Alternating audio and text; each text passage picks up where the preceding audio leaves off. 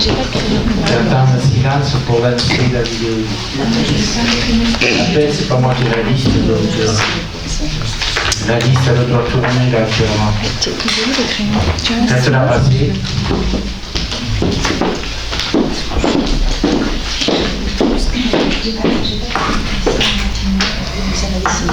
Oui, parce que l'autre, elle va revenir sur le.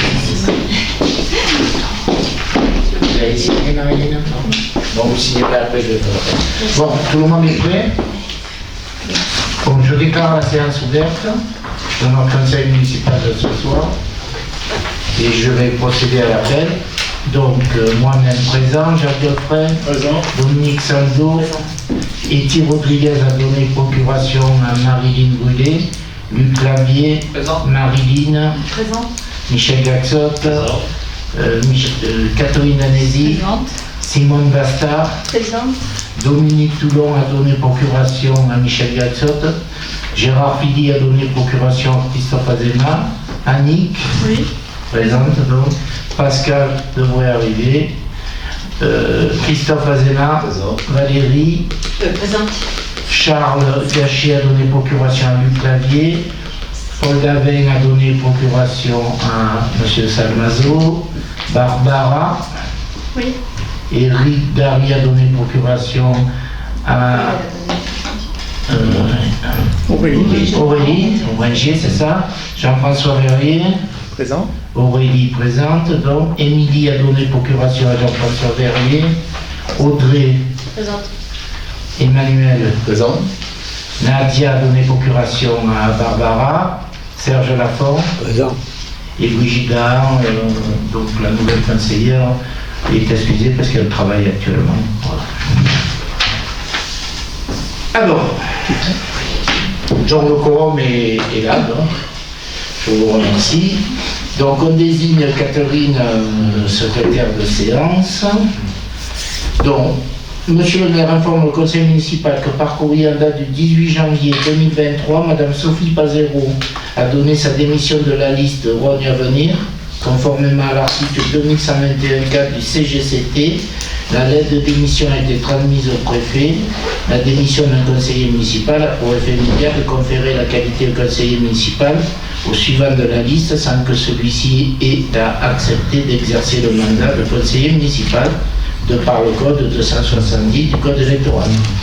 Donc Madame Brigitte Dahan est la suivante sur la liste Rhône à venir. Elle prend place parmi les membres du conseil municipal de la commune de Rhône. Donc les nouveaux tableaux du conseil municipal est établi au 18 janvier 2023. Donc premier point, y a-t-il des remarques sur le procès-verbal de la séance du 14 décembre? Pas de remarques, on passe au vote. Qui est pour? Unanimité, je vous remercie. Compte rendu des décisions prises par le maire en application de la délégation générale donnée par le conseil municipal, l'ensemble des décisions a été communiqué en application de l'article L2122-23. Donc la décision 37 de 2022, demande de subvention 2023 au conseil départemental, soutien au fonctionnement crèche multi-accueil. La 38, cession de la remorque plateau. La 39, marché de prestation des services d'assurance pour la commune de Rhône. Pour 2023, la première décision, actualisation de la régie de recettes de la bibliothèque municipale. La numéro 2, demande de subvention au département, dispositif d'aide au projet de développement touristique local pour l'année 2023, qui annule et remplace la décision 2022-36. La décision 2023-03, demande de subvention auprès de l'État pour la DETR 2023. La numéro 4, demande de subvention auprès de l'État des îles 2023. La 5, demande de subvention auprès de l'État des îles 2023. La 6, demande de subvention auprès de l'État DETR 2023, annule et remplace la décision 2023-3. La 2023-06 bis, demande de subvention auprès de l'État DETR 2023, qui annule et remplace les décisions 2023-3 et 2023-06. Et la dernière, donc prise, c'est le 07, la cession des véhicules Peugeot Partner de la police municipale, et vous avez pu voir qu'ils sont équipés d'un nouveau véhicule. Donc nous allons passer à l'ordre du jour. Le premier point, c'est l'administration générale, c'est l'approbation sur le projet d'extension du cimetière communal. Je passe la parole à Michel Gatton. Tu prends le micro, Michel? Oui. Voilà, oui. Approche-toi bien. Bon, vous avez trouvé dans le demande de conseil municipal une proposition d'extension du cimetière municipal. Donc, comme il se situe à plus de 35 mètres des habitations, il n'est pas nécessaire d'avoir une enquête d'utilité publique et on n'a pas besoin d'autorisation préfectorale. Bon, comme il n'y a pas de travaux d'exhaustion de sol particulier, donc il n'est pas nécessaire non plus de faire un permis d'aménager ou une déclaration préalable au titre du code de l'urbanisme. Donc il suffit d'avoir l'avis du conseil municipal pour faire cette extension. Donc si vous avez des remarques à faire sur le projet qui nous a été proposé, présenté. Y a-t-il des observations? Oui. Barbara.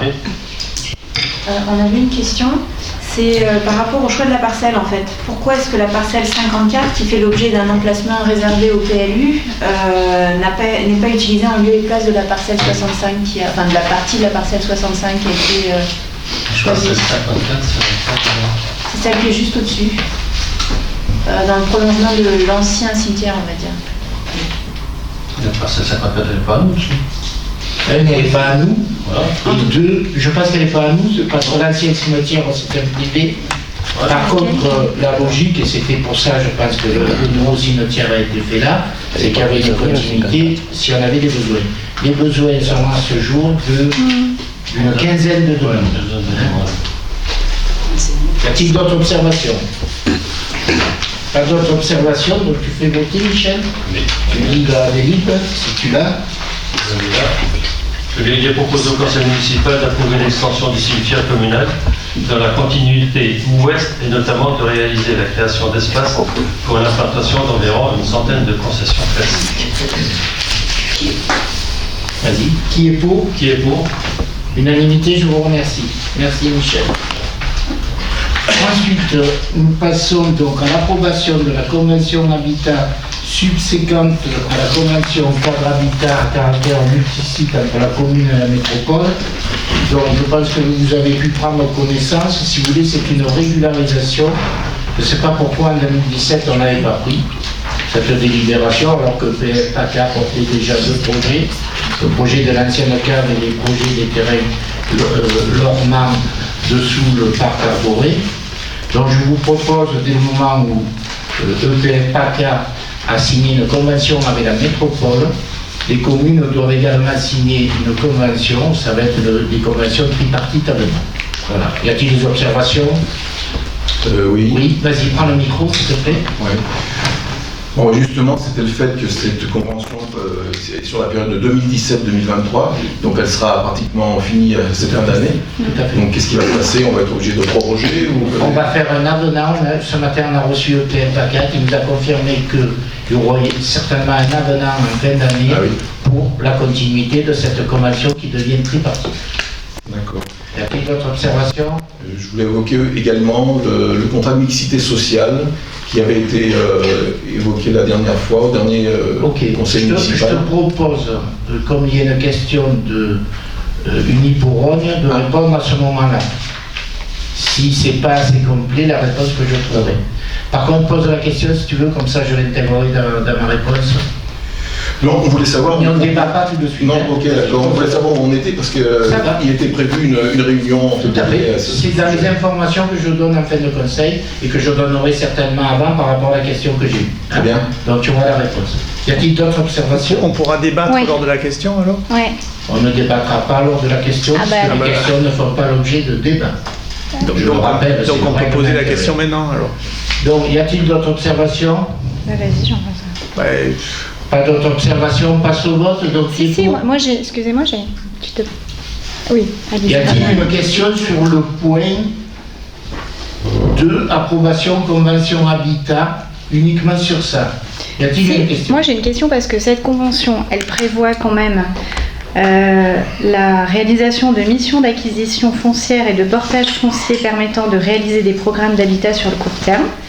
répondant à des critères de localisation, de mixité sociale et d'économie d'espace. Tout à fait. Donc je rejoins effectivement ce qui Oui, est tout à proposé, fait. c'est y aura-t-il, et donc c'est juste, on veut avoir la réponse à cette question, y aura-t-il une commission finalement durant laquelle on pourra aborder, aborder les évolutions. Non, je répète comment ça s'est passé pour l'ancienne cave. À un moment donné, l'ancienne municipalité, n'ayant pas la trésorerie, a fait appel à EPF PACA. D'accord? Oui. À partir de là, EPF PACA avait racheté le terrain à l'hostellerie de Rhône. Idem pour les terrains normands qui ont été faits juste après 2014, je pense, de mémoire. Voilà, ça se passe comme ça. Il n'y a rien d'autre. Après, EPF PACA est propriétaire, lance un appel d'ordre en fonction du projet qu'il compte faire et par rapport à l'assiette du terrain, ce qu'on peut faire sur cette assiette, voilà comme ça se passe. Et ce matin, EPF PACA est venu, ils vont très certainement lancer l'opération Lormand cette année. Mais je n'ai pas de détails encore sur quelle forme ils vont le faire. Dessous le stade. Dessous le stade. Allez, on passe au vote. Qui est pour? Abstention?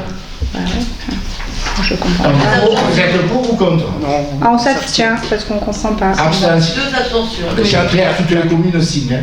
On ne peut pas être plus clair dans la convention.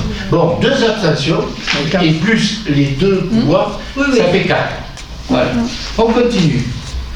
Ça c'était le premier. Ensuite, juste une modification donc, de la délibération qu'on avait prise le 14 décembre concernant la convention d'occupation du domaine public entre la commune et la société Totem France pour l'implantation de l'antenne près de la station d'épuration. Donc après vérification, donc, il s'avère que la convention qu'on avait reçue, il était précisé que c'était domaine public, il faut que ce soit domaine privé, ce que la parcelle est. Voilà. Donc c'est une régularisation pour signer la convention. Y a-t-il des observations? Voilà. Alors tout en étant satisfait que vous ayez retenu les remarques que la minorité avait formulées lors du dernier conseil, on voulait savoir si le détachement de parcelles que vous aviez mentionné pendant le conseil municipal du 14 décembre par un géomètre a été réalisé.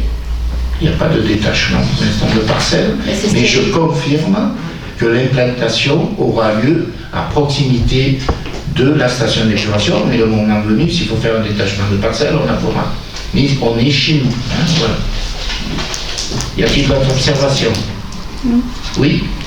Oui, donc lors du dernier conseil, on avait précisé que la parcelle n'appartenait pas à la commune. Et vous aviez dit à ce moment-là que vous alliez vérifier. Mais c'est ce que je viens de dire, elle appartient à la commune. Si on représente et qu'on précise, ça appartient à la commune. Tu le sais très bien qu'elle appartient à la commune. Non, alors j'ai avec moi un email de la direction de la métropole qui me confirme que la parcelle appartient à la métropole. Pas à ma connaissance, il n'y a pas eu d'acte de notarié, il n'y a rien eu. Mais comment ça, il n'y a pas eu la parcelle de la station d'épuration est délimitée par une clôture et on pourra le nécessaire si on doit mettre. Donc la parcelle, elle appartient, c'est vérifié, j'ai une preuve ici. Oui, d'accord. C'est vérifié que la parcelle appartient à la métropole. La totalité de la parcelle n'appartient pas à la métropole, on rectifiera ça. La parcelle AH053 appartient à la métropole. On fera un détachement de parcelle avec l'accord de la métropole, ce n'était pas le cas. Tu viens de dire le contraire à Barbara. Oui. Oui, parce qu'on est chez nous, mais on n'a pas signé de convention particulière. Voilà. Dans votre convention, vous précisez. Alors, j'en profite pour dire quelque chose que j'aurais dit en information. On va récupérer le parking central de par les compétences qui reviennent à la commune, et on va récupérer le parking de la gare routière. Mais oui, parce que tu as la compétence, mais sinon tu n'as pas la compétence. Non, mais il y a ça, ce qui est rigolo, c'est que pour les jardins partagés, il a fallu demander l'accord. Oui, parce que tu n'avais pas la compétence. Bon, voilà, on régularisera. Tu viens de démontrer par A plus B exactement ce que je suis en train de dire. Donc la parcelle appartient à la métropole, c'est confirmé. Et comment ça s'appelle Pardon? Non. Voilà, mais on va vérifier avec la métropole. C'est vérifié, je te le Je n'ai pas signé d'acte notarié devant ta métropole. Mais tu n'as pas besoin, c'est de plein droit. Quand tu... Non, la compétence, elle est... Jean-François. Madame la fille, j'ai vérifié, j'ai le... Non. Quel est ton interlocuteur dans la métropole? La direction de la métropole. J'appellerai, J'ai un mail. Eh bien, tu me le feras suivre. Je te le passe. Voilà. Alors, parce que c'est pas ça du tout. Hein, voilà. Oui, Gina, on va pas perdre de temps sur ça. On fera ne perdons pas de temps. Simplement pour vous dire aussi que votre relevé de propriété, il est pas cohérent dans votre convention, puisque vous dites que c'est une propriété non bâtie. Et c'est daté de 2022. Au sens de... Non, pas au sens de... Un bâti, c'est un bâti. C'est au sens du... Eh bien, on corrigera s'il faut corriger. La société Totem ne nous a pas demandé de corriger. Parce donc, que si jamais tu changes ton relevé de propriété, tu verras que ça nous on raisonne sur la partie qui est non occupée par la station d'épuration. Donc, la convention... Il faudra faire un détachement de parcelle. Cette partie-là est non bâtie. On régularisera par un détachement de parcelle. Voilà. Bon. Je m'y engage. Très bien. Alors, qui est pour? Abstention. Contre. 4 contre. On passe au point 4. Annick, tu as la délibération? Tu prends le micro, s'il te plaît? Approbation de la convention de collaboration entre la métropole et le bureau municipal de l'emploi, c'est une convention comprend chacun. Donc, monsieur le maire rappelle que chaque année, une convention est passée entre la métropole Aix-Marseille-Provence pour le territoire du Pays d'Aix et la commune dans le cadre du plan local pour l'insertion et l'emploi. Considérant que le conseil de territoire du Pays d'Aix, organe déconcentré de la métropole, autorise le versement d'une participation financière de 3 500 € au fonctionnement du bureau municipal de l'emploi de Rhône pour les actions visant l'amélioration des conditions d'accueil, d'information, d'orientation du public, demandeur d'emploi dans le cadre du plan local d'insertion et d'emploi, le PLI du Pays d'Aix.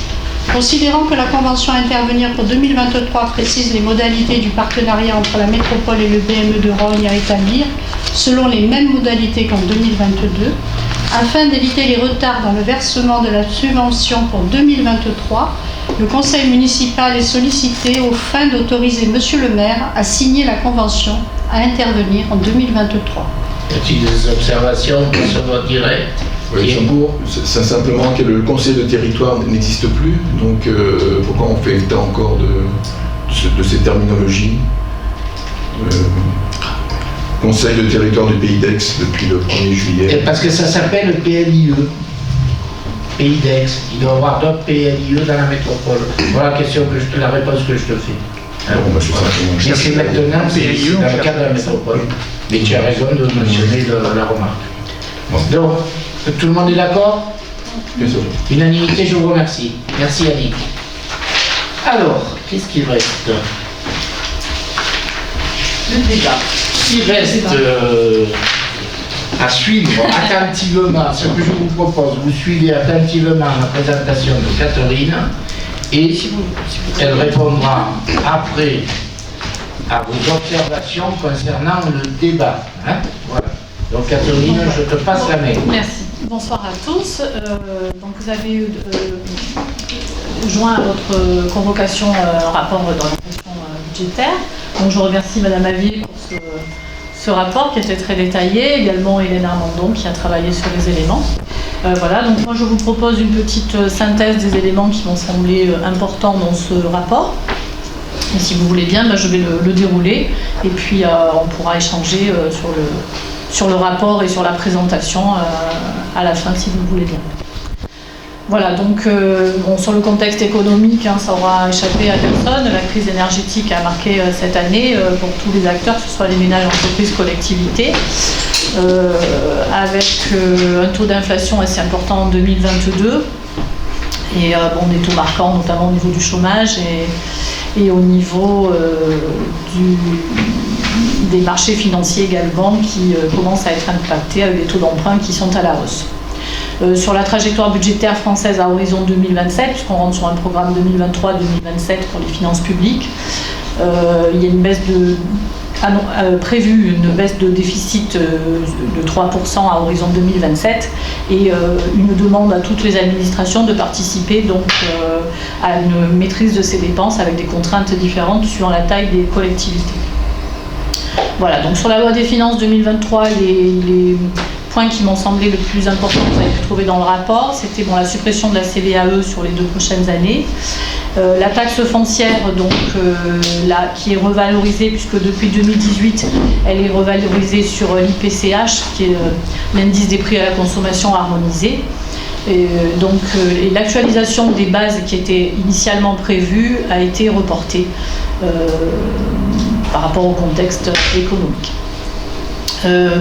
La dotation globale de fonctionnement, la DGF, une augmentation de l'enveloppe de 320 milliards d'euros qui est annoncée.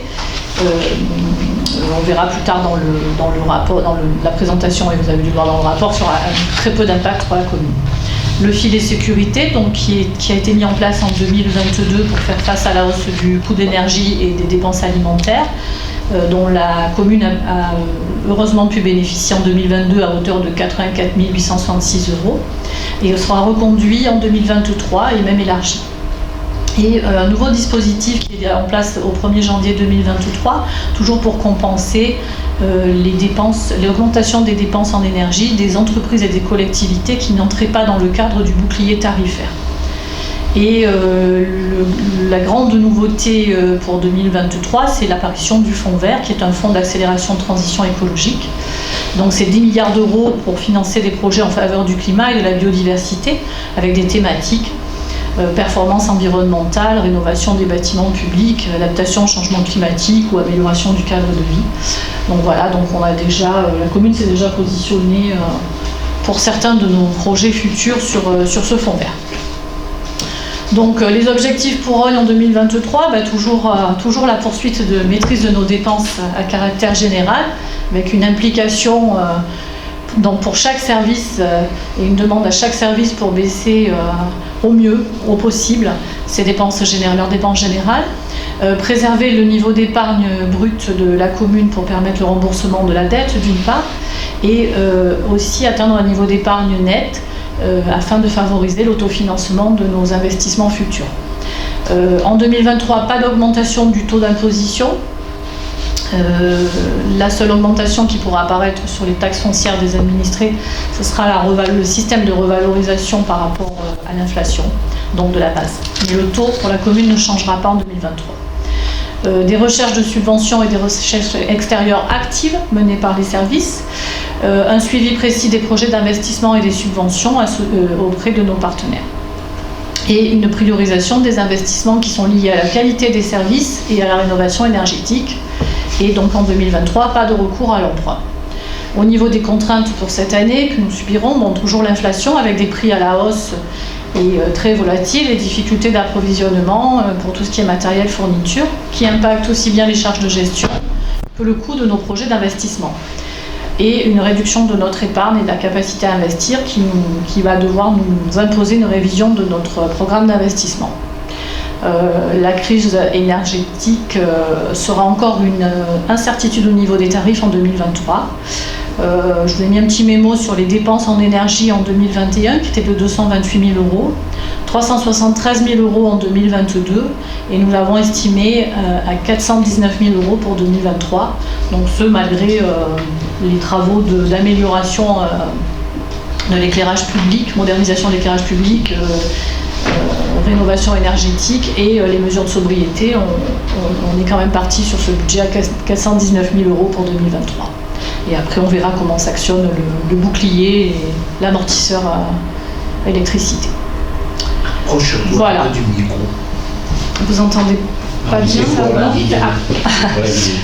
Sur les résultats provisoires du compte administratif 2022, donc au niveau des dépenses, on sera à 4 803 406 euros. Au niveau des recettes, 4 816 767 euros.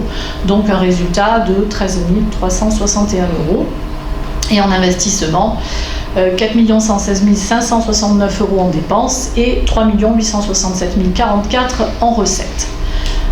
Donc ensuite vous avez l'excédent de clôture de la section de fonctionnement qui devrait être de 2 203 640 euros et en section d'investissement 2 250 830 euros.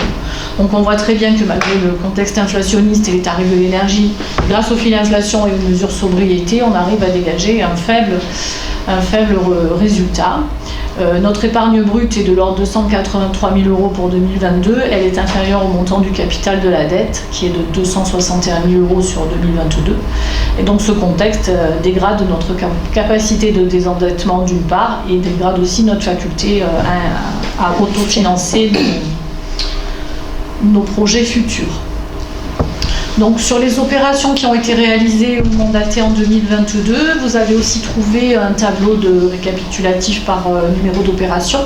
Donc voirie, aménagement urbain, 896 183 euros. Donc ça a concerné des travaux de voirie, d'OLD, de la maîtrise d'œuvre pour l'esplanade de la Fanée, le parc urbain, également maîtrise d'œuvre pour le projet vestiaire du gymnase et des travaux sur l'esplanade Fanée. Au niveau des bâtiments et sites communaux, 804 838 euros qui ont été dédiés aux audits énergétiques, les travaux dans les écoles, les travaux sur la toiture de l'école maternelle, les travaux de la salle annexe de l'hôtel de ville, la rénovation du mur en pierre des escaliers de l'hôtel de ville, le changement des menuiseries à l'école et des travaux divers travaux d'accessibilité dans les bâtiments. Au niveau parc informatique, 96 673 euros, des logiciels pour les services état civil, cimetière, des vidéoprojecteurs aussi pour l'école, dans le cadre du socle numérique et la dotation de valises multimédia pour l'école primaire. Et également l'acquisition de divers ordinateurs pour les services. Au niveau modernisation de l'éclairage public, le montant de l'investissement est de 394 224 euros. Donc là, c'est toute la modernisation des éclairages publics que vous avez pu voir, des escaliers Saint-Étienne.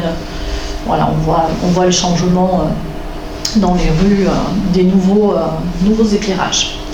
Et équipement des services, 337 359 euros qui ont été dédiés pour l'acquisition de la balayeuse, du nettoyeur gluton et du véhicule Goupil. Voilà, et sur l'acquisition foncière, l'acquisition du parc des Garrigues pour 1 262 945 euros. Donc nous allons passer à l'orientation pour 2023. Donc les dépenses de la section de fonctionnement devraient être de 4 585 057 euros. Donc en répartition de charges de gestion, 1 779 934 euros. Charges de personnel donc, qui sont en hausse de 9,8%. Les charges de personnel à hauteur de 2 270 000 euros.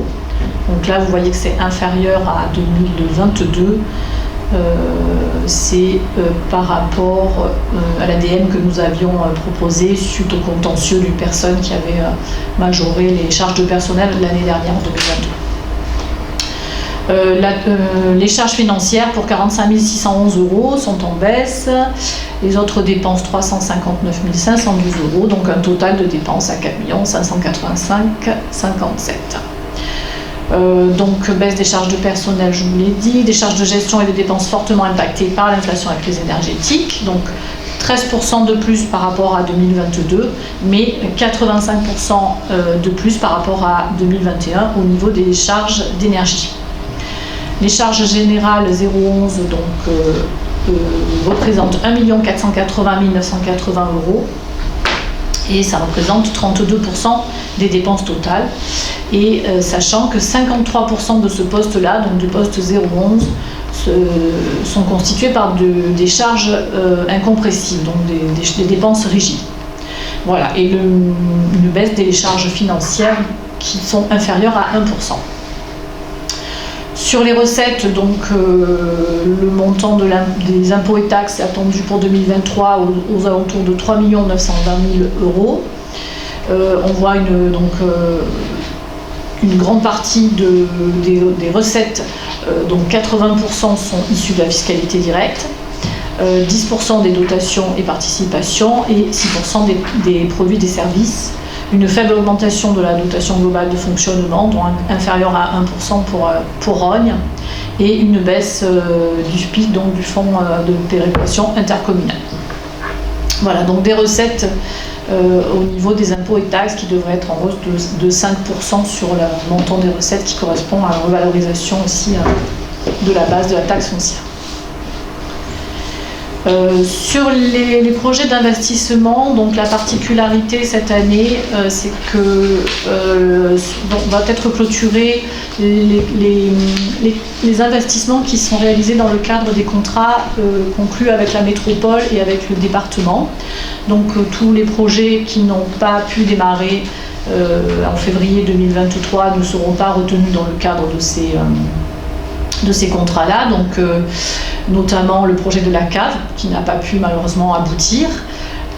Donc les subventions associées, nous avons négocié pour qu'elles puissent être réparties sur d'autres projets d'autres thématiques, notamment la voirie. Sur les projets sur lesquels nous avons demandé une répartition, il y a la voirie de l'avenue de Lambesque, l'agrandissement du cimetière, la rénovation énergétique des bâtiments communaux, les vestiaires du complexe sportif du stade, la salle des Garrigues et une partie aussi sur la modernisation de l'éclairage du stade.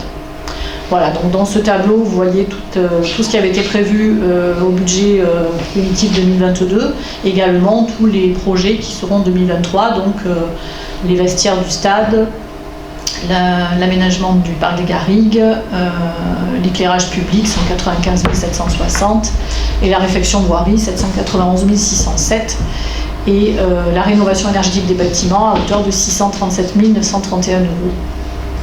Voilà, donc ça ce sont ceux qui restent au plan avec métropole et le département. Voilà, donc sur les dépenses, en plus de ces dépenses prévues au contrat de plan, il y a aussi d'autres dépenses d'équipement. Donc dans le programme Acté Sequoia, les audits pour le gymnase, école primaire et MJC.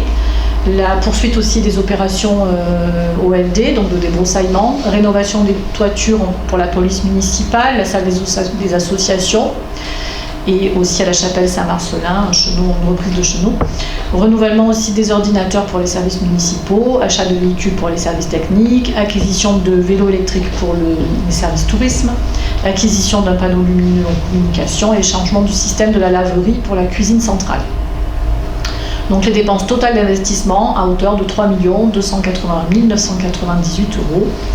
Donc savoir que dans l'autofinancement à hauteur de 1 653 122 €, avec une recherche systématique de subventions auprès des partenaires institutionnels, plus du fonds vert, accélération transition énergétique pour l'éclairage public et la rénovation énergétique des bâtiments.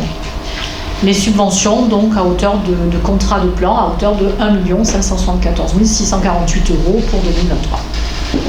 Voilà, une affectation du résultat pour ces investissements de 620 011 €. Et vous avez pu voir aussi dans le rapport, il y avait une mention particulière sur le compte 1068 qui a été porté au budget 2023 pour un montant de 115 077 €. Donc il s'agit de l'appurement d'un compte d'attente qui avait été généré lors de la réforme de la N14. Et comme nous allons à nouveau changer de norme comptable pour passer à la M57, il convient d'apurer ce compte de 115 077 €, donc nous le ferons en 2023. Voilà, donc une section de fonctionnement qui devrait s'équilibrer pour 2023 à 6 514 875 en fonctionnement et en section d'investissement à 6 577 054 €. Voilà, et je crois que j'ai terminé.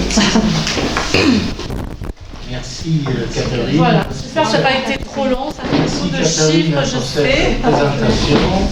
Donc le débat est ouvert, vous pouvez intervenir.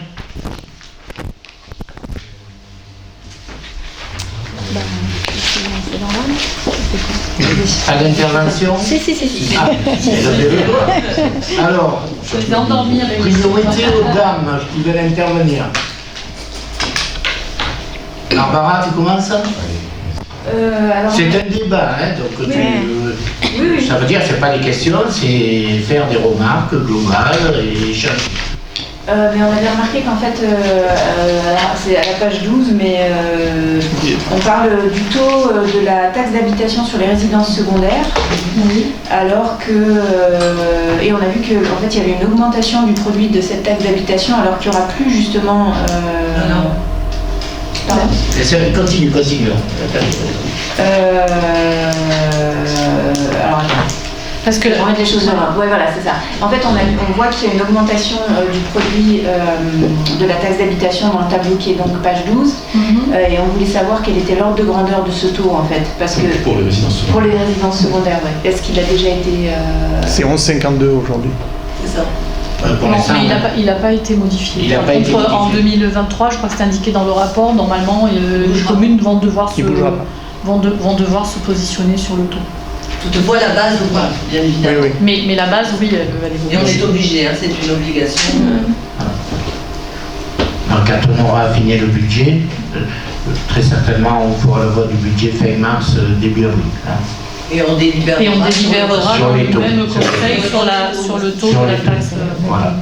Y a-t-il d'autres observations? Je crois que c'était mentionné en page 11. Oui, c'est ça. Voilà. Ok. Autre observation. Emmanuel. Les dames d'abord, très bien. Non, mais c'est pas grave, c'est pas grave. Vous n'avez pas levé le doigt encore. Non, mais je pense que c'est bien de finir. Allez, Emmanuel, vas-y. Parle bien dans le micro, s'il te plaît. Oui, il y avait un montant qui était déclaré pour les travaux de voirie qui mixait l'avenue de Lambesc et le cimetière. Est-ce qu'on peut connaître la répartition de chaque projet? La répartition de chaque projet, je crois que je ne l'ai pas. Je ne l'ai pas dans cette Oui, nom. Michel va s'en souvenir. Michel, tu t'en souviens? C'est à peu près la même chose, 50%. Je l'ai, oui. Alors, si tu veux, Emmanuel, chaque année, on met à peu près 300 000 dans la voirie traditionnelle. Et on va rajouter l'investissement qu'on doit faire pour l'avenue de la Messe, pour lequel on a déjà les devis de l'entreprise, etc. Il y a une participation de la métropole qui interviendra. Et de mémoire, c'est dans les presque 400 000 euros, non, c'est ça? Voilà. Je crois que le cimetière était 400 000 euros. Et le cimetière, on va faire l'appel. On a prévu à peu près pareil, mais il faut qu'on fasse l'appel d'offres là. C'est une prévision. 409 le cimetière. Voilà. 409 000 le cimetière. Voilà. L'estimation, c'est ça. C'est estimé à 409 000 euros. Après, il faut lancer les marchés. Oui. Autre observation, Ce sont des Emmanuel? estimations. Non, simplement sur...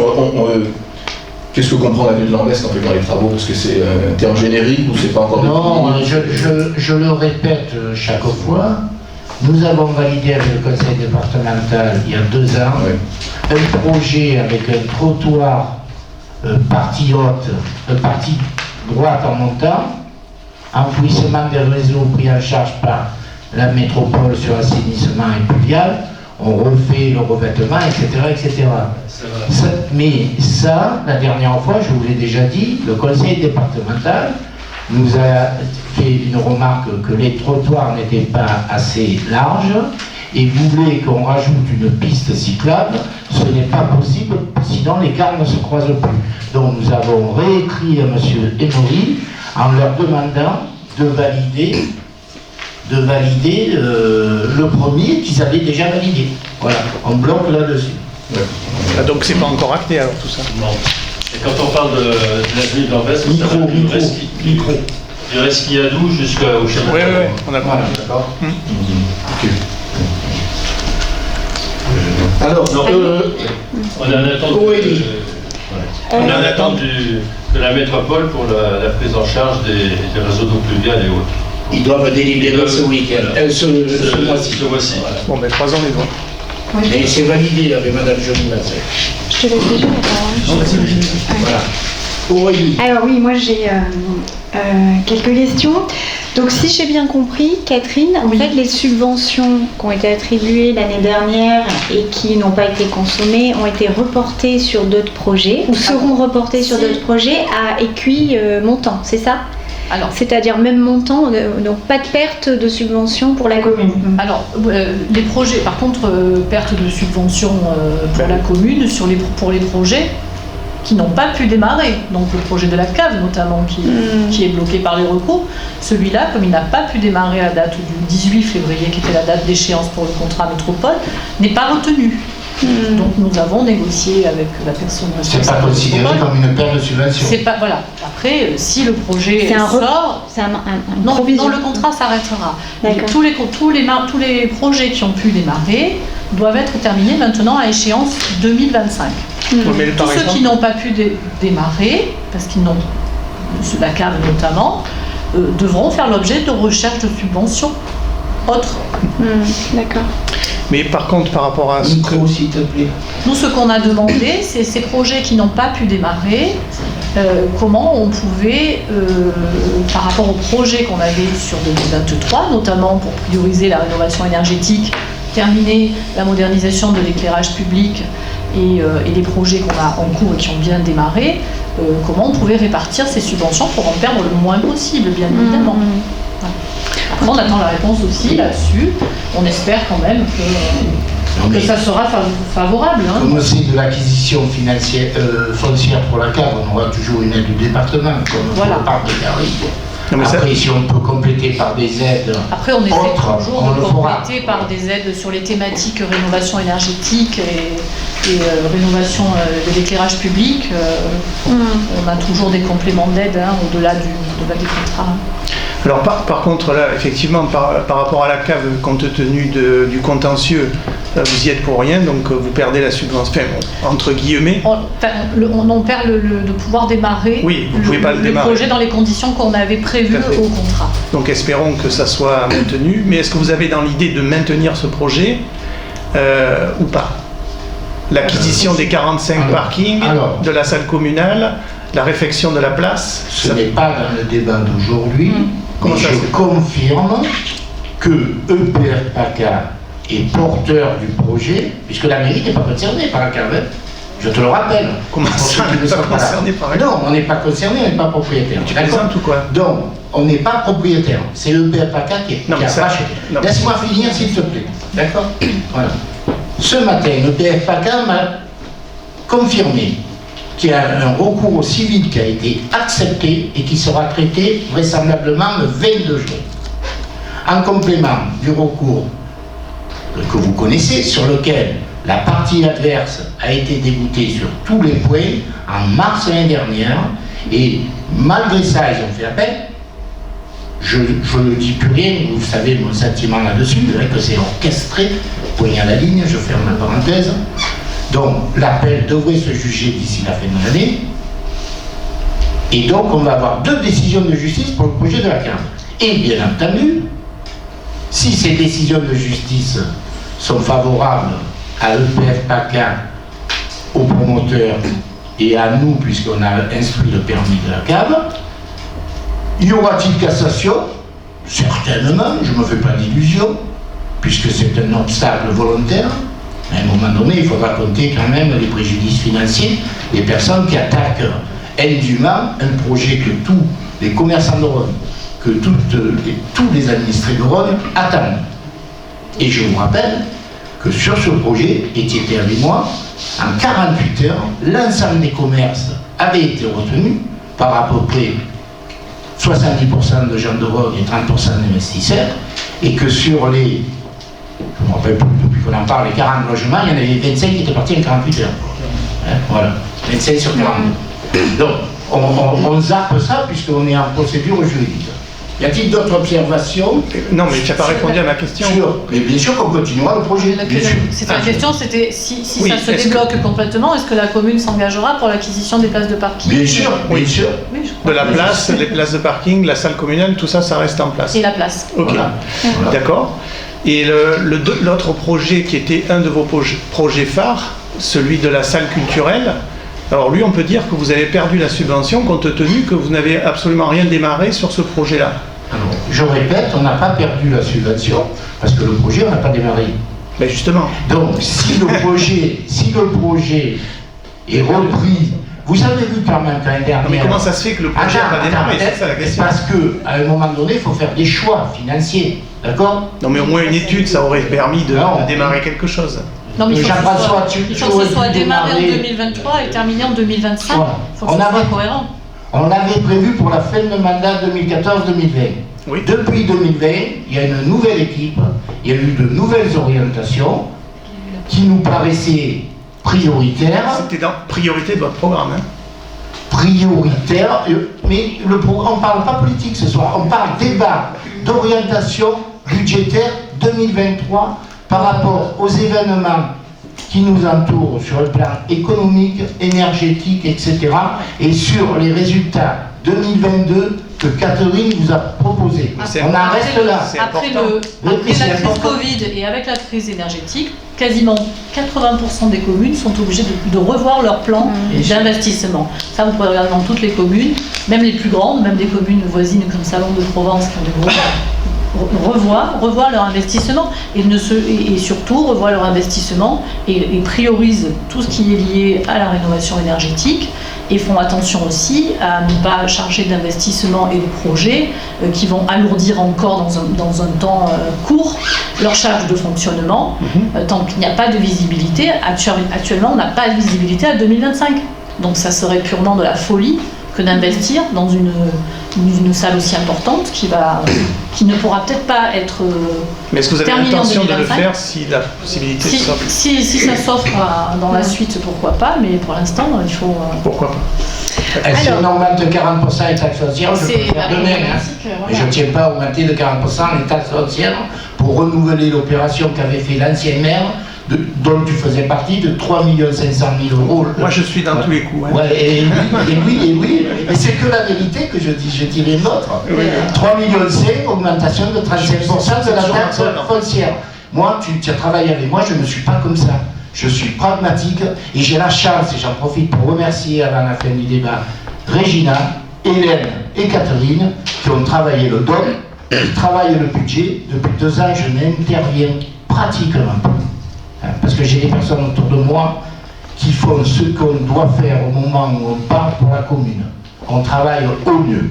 Et ça, personne ne peut le contester. Donc on continue sur les observations ou des orientations que vous aimeriez avoir pour les années à venir. Alors, bon, moi je voulais dire que je suis plutôt effectivement favorable au fait qu'il y a des nouveaux éléments qui apparaissent en cours, et notamment des éléments de financement, que sont les fonds, et qu'effectivement il faut aussi être un peu opportuniste et les saisir, et j'ai l'impression qu'effectivement c'est dans cette visée aussi qu'a été construit ce débat d'orientation budgétaire. Donc sur ce plan, ça me va. Alors en fait je vais revenir aussi sur un point que vous avez vu apparaître dans nos questions, c'est la question des voies cyclables, parce que pour le coup il y a un contexte national et qui est décliné régionalement et départemental qui est extrêmement favorable, et que c'est vrai qu'on est porteur en fait d'une demande de création et de sécurisation d'infrastructures en la matière. Alors on devance un peu nos questions, mais en fait aujourd'hui ce qui est effectivement très soutenu, ce sont les abris, les parkings abrités et sécurisés, et également la sécurisation des voies et voire la création de nouvelles voies. Alors on ne vous engage pas forcément dans la création d'une nouvelle voie, on sait que c'est coûteux aussi. En revanche, il y a une voie un peu naturelle entre le village et le collège. C'est simplement une bande d'accotement, mais qui est suffisante. On ne parle pas de l'avenue de Lambès parce qu'on peut passer aussi à l'intérieur du village et arriver jusqu'au chemin du Rescaillou, enfin c'est juste au-dessus. Et on pense qu'en fait il y a matière finalement à faire quelque chose. Et on sait qu'effectivement le vélo il est aussi dopé par des parkings et en tout cas des infrastructures de stationnement. Voilà, il y a un contexte très favorable et on aurait aimé qu'au débat d'orientation budgétaire apparaissent en tout cas des investissements qui peuvent être couverts à 100% par le département, apparaissent en tout cas ces orientations. 100% c'est pas possible. C'est pas possible. Il y a toujours, dans le meilleur des cas, non c'est pas possible. C'est 20% automatiquement. Alors on va... J'ai un mail dans la direction de... Écoute-moi. À 100%. Catherine, laisse-moi répondre. Excuse-moi. Alors, non, attends, je réponds. Peu importe le niveau de subvention, c'est plutôt l'idée de projet. Non, mais alors, Aurélie. Oui. C'est bien. Aurélie, nous, on travaille, Régina, Hélène et Catherine, par rapport à des projets qu'on portait. Tu amènes un nouveau projet, il ne sera pas pris en compte pour 2023, je te le dis tout de suite. Pour 2 raisons. Vous avez vu quel est l'effort de la commune pour réaliser tous les projets en cours et qu'on doit terminer avant 2025 pour avoir les subventions de la métropole. Si c'est pris à 100%. Non, écoute-moi, elles ont suffisamment de travail pour ne pas intégrer ça. On va regarder. Après, nous on te le fait. Jean-François, nous on te le fait si tu veux. Non, tu ne le feras pas. Mais oui, alors si jamais ils n'ont pas le temps, je t'explique la deuxième raison. Ben, vas-y. Quand vous voyez la difficulté de prise de position Merci Catherine. du département pour faire les travaux de la montée de l'Ambex, vous imaginez le département qui va créer des voies telles que vous nous avez envoyées sur les photos, qui va réduire la part de la route actuelle avec l'écart, etc., etc. Donc le département, quand il va nous valider l'avenue de l'Ambex, je serai content, et peut-être après on pourra lui demander autre chose. En attendant, je ne demande rien. Il faudrait commencer maintenant. Je ne demande rien, je vais mettre en place tout ce qu'il faut pour réaliser les 3 millions et quelques Catherine vous a dit. Ça ne te coûtera pas un rond. Mais on va se renseigner. Ouais, voilà. On va se renseigner. Merci Catherine. Je pensais juste une demande Allez, on d'instruction. continue, on se renseignera. Mais ne comptez pas cette année, hein. Voilà. Mais, On continue le débat. Très bien, merci d'avoir entendu en tout cas. Et ensuite, moi j'ai autre chose et Michel connaît bien le sujet, c'est que je suis porteur aussi d'une demande concernant des travaux de rénovation de l'église de Rognes, hein, puisqu'elle est, elle est sujette quand même à des attaques d'insectes et est-ce qu'il y a des choses, je sais qu'il y a donc grâce à Michel en tout cas des études qui sont en train d'être peut-être finalisées. Est-ce qu'il est prévu quelque chose, une ligne ou quelque chose en tout cas pour avancer dans cette Michel va répondre et sur les 2 points qui vont être prévus en 2023. En 2023, on a prévu pour déjà désigner une société pour faire l'inventaire de tout le mobilier de la commune. Donc l'église de Chapelle Saint-Denis-Mairie. Et ensuite, on va désigner un architecte pour faire une analyse des bâtiments de l'église et Chapelle Saint-Denis. Ça, c'est une demande de la DRAC avant de faire tous les travaux sur les retables. Voilà. Donc c'est prévu pour cette année. Voilà. Okay. Et après, on prévoira, une fois qu'on aura les devis et les priorités déterminées par la DRAC, on vous proposera un plan pluriannuel pour restaurer ce qui doit être restauré, et notamment les retables. Je m'y étais engagé, et Michel s'occupe de ça, avec la DRAC, et qu'il y avait la région qui est venue, etc. La région département. Très bien. Autre point de débat ? Moi, je voulais revenir sur les pistes cyclables. Dans nos études, les différentes études qu'on avait faites, on avait envisagé à un moment donné de faire un cheminement doux qui partait du lotissement du Bas et qui prenait l'ancien chemin des Garrigues. J'ai tout à fait conscience qu'il y a un passage qui était vraiment difficile à aménager. Je sais pas, tu vois à peu près où... Oui, en bas du Défend. En bas du Défend. Et tu rejoins la maison qui a le grand tennis là, vers le chemin des Garrigues en fait. Vers le chemin des Garrigues, le chemin est existant. Non mais il y a un petit passage. Non mais attends, le chemin est existant. Certains administrés de Rognes le prennent. Pour resituer en partant du jeu d'enfant, voilà. On peut se retrouver sur le chemin qui mène pas gros. Voilà, c'est ça. Et ça, il est accessible, il y a des gens qui le pratiquent en vélo et à pied. Il y a une partie un peu rugueuse, mais je ne vais pas... Non, mais alors attends, justement, au lieu d'avoir cette partie rugueuse, si tu passes par le lotissement, tu peux rejoindre le chemin du bois très facilement avec un aménagement vraiment minimum, quoi. Oui, mais je ne vais pas embêter les gens dans le lotissement. Il y a le tracé de... Et ça les embête pas. Il y a le tracé de la... Ça permettrait d'éviter... Non, ça les embête pas. Ça permettrait d'éviter à des enfants qui vont au collège, qui se rendent au collège ou à l'abribus, là, de passer plutôt par là et d'éviter les problèmes. Je vais faire un sondage personnel, je vais passer une journée pour voir le nombre d'enfants qui vont en vélo au collège. Mais non, mais c'est pas comme ça qu'il faut faire. Il n'y a aucun aménagement, donc il n'y a personne qui fait du vélo. Mais ne dis pas ça, ne dis pas ça. Mais si.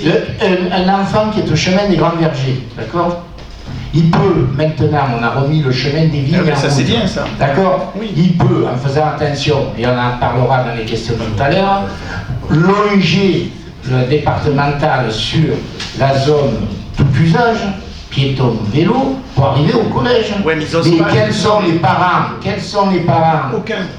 Aucun, ça tient sérieux. Mais non, mais ils veulent pas parce que c'est dangereux. Mais c'est dangereux, c'est pas une voie verte. C'est pas une voie verte. Le département, justement, par rapport à ce qu'on dit, le département s'est rendu compte que ces bandes qu'on appelait multifonctions et qui sont maintenant appelées accotement de couleurs, n'était pas du tout adapté pour le vélo, parce que les gens ont peur. C'est pour ça qu'ils font des voies vertes. Moi, quand je fais du vélo, je prends les bandes de tout usage. Non, mais toi, tu as peur de rien. Non, mais tout le monde prend les bandes de tout usage. Prenez du parc des Garrigues. Moi, je vois tous les jours des gens marcher côté droit ou côté gauche. Ça, on pourrait inciter avec des infrastructures un peu plus adaptées. À part le lotissement du Défense, il y a un tout petit aménagement à faire qui pourrait inciter les gens. Je te signale, et tu dois le savoir, qu'à partir du lotissement Le Défense, il y a des propriétés privées qui n'appartiennent pas à la commune. Non, mais il y a des tas de soucis, mais on peut avoir une intention, une envie d'essayer de faire quelque chose. L'envie, le chemin, il existe. Pratiquez-le et après vous verrez. Ben non, mais il n'est pas très praticable pour un vélo classique. Allez, on continue. Alors, votre question, c'est alors, comme vous ne voulez pas faire pour l'instant, vous n'avez pas l'intention de faire la maison culturelle, qu'est-ce qui va se passer pour la MJC? Mais ce n'est pas le débat de ce soir. Le débat de ce soir, on a pour la MJC, il y a la première chose qui va être faite, c'est le changement de chauffage. On a fait l'accès handicapé. On va passer à un nouveau chauffage pour faire des économies. On rentre dans le cycle de tout ce qu'on vous a dit.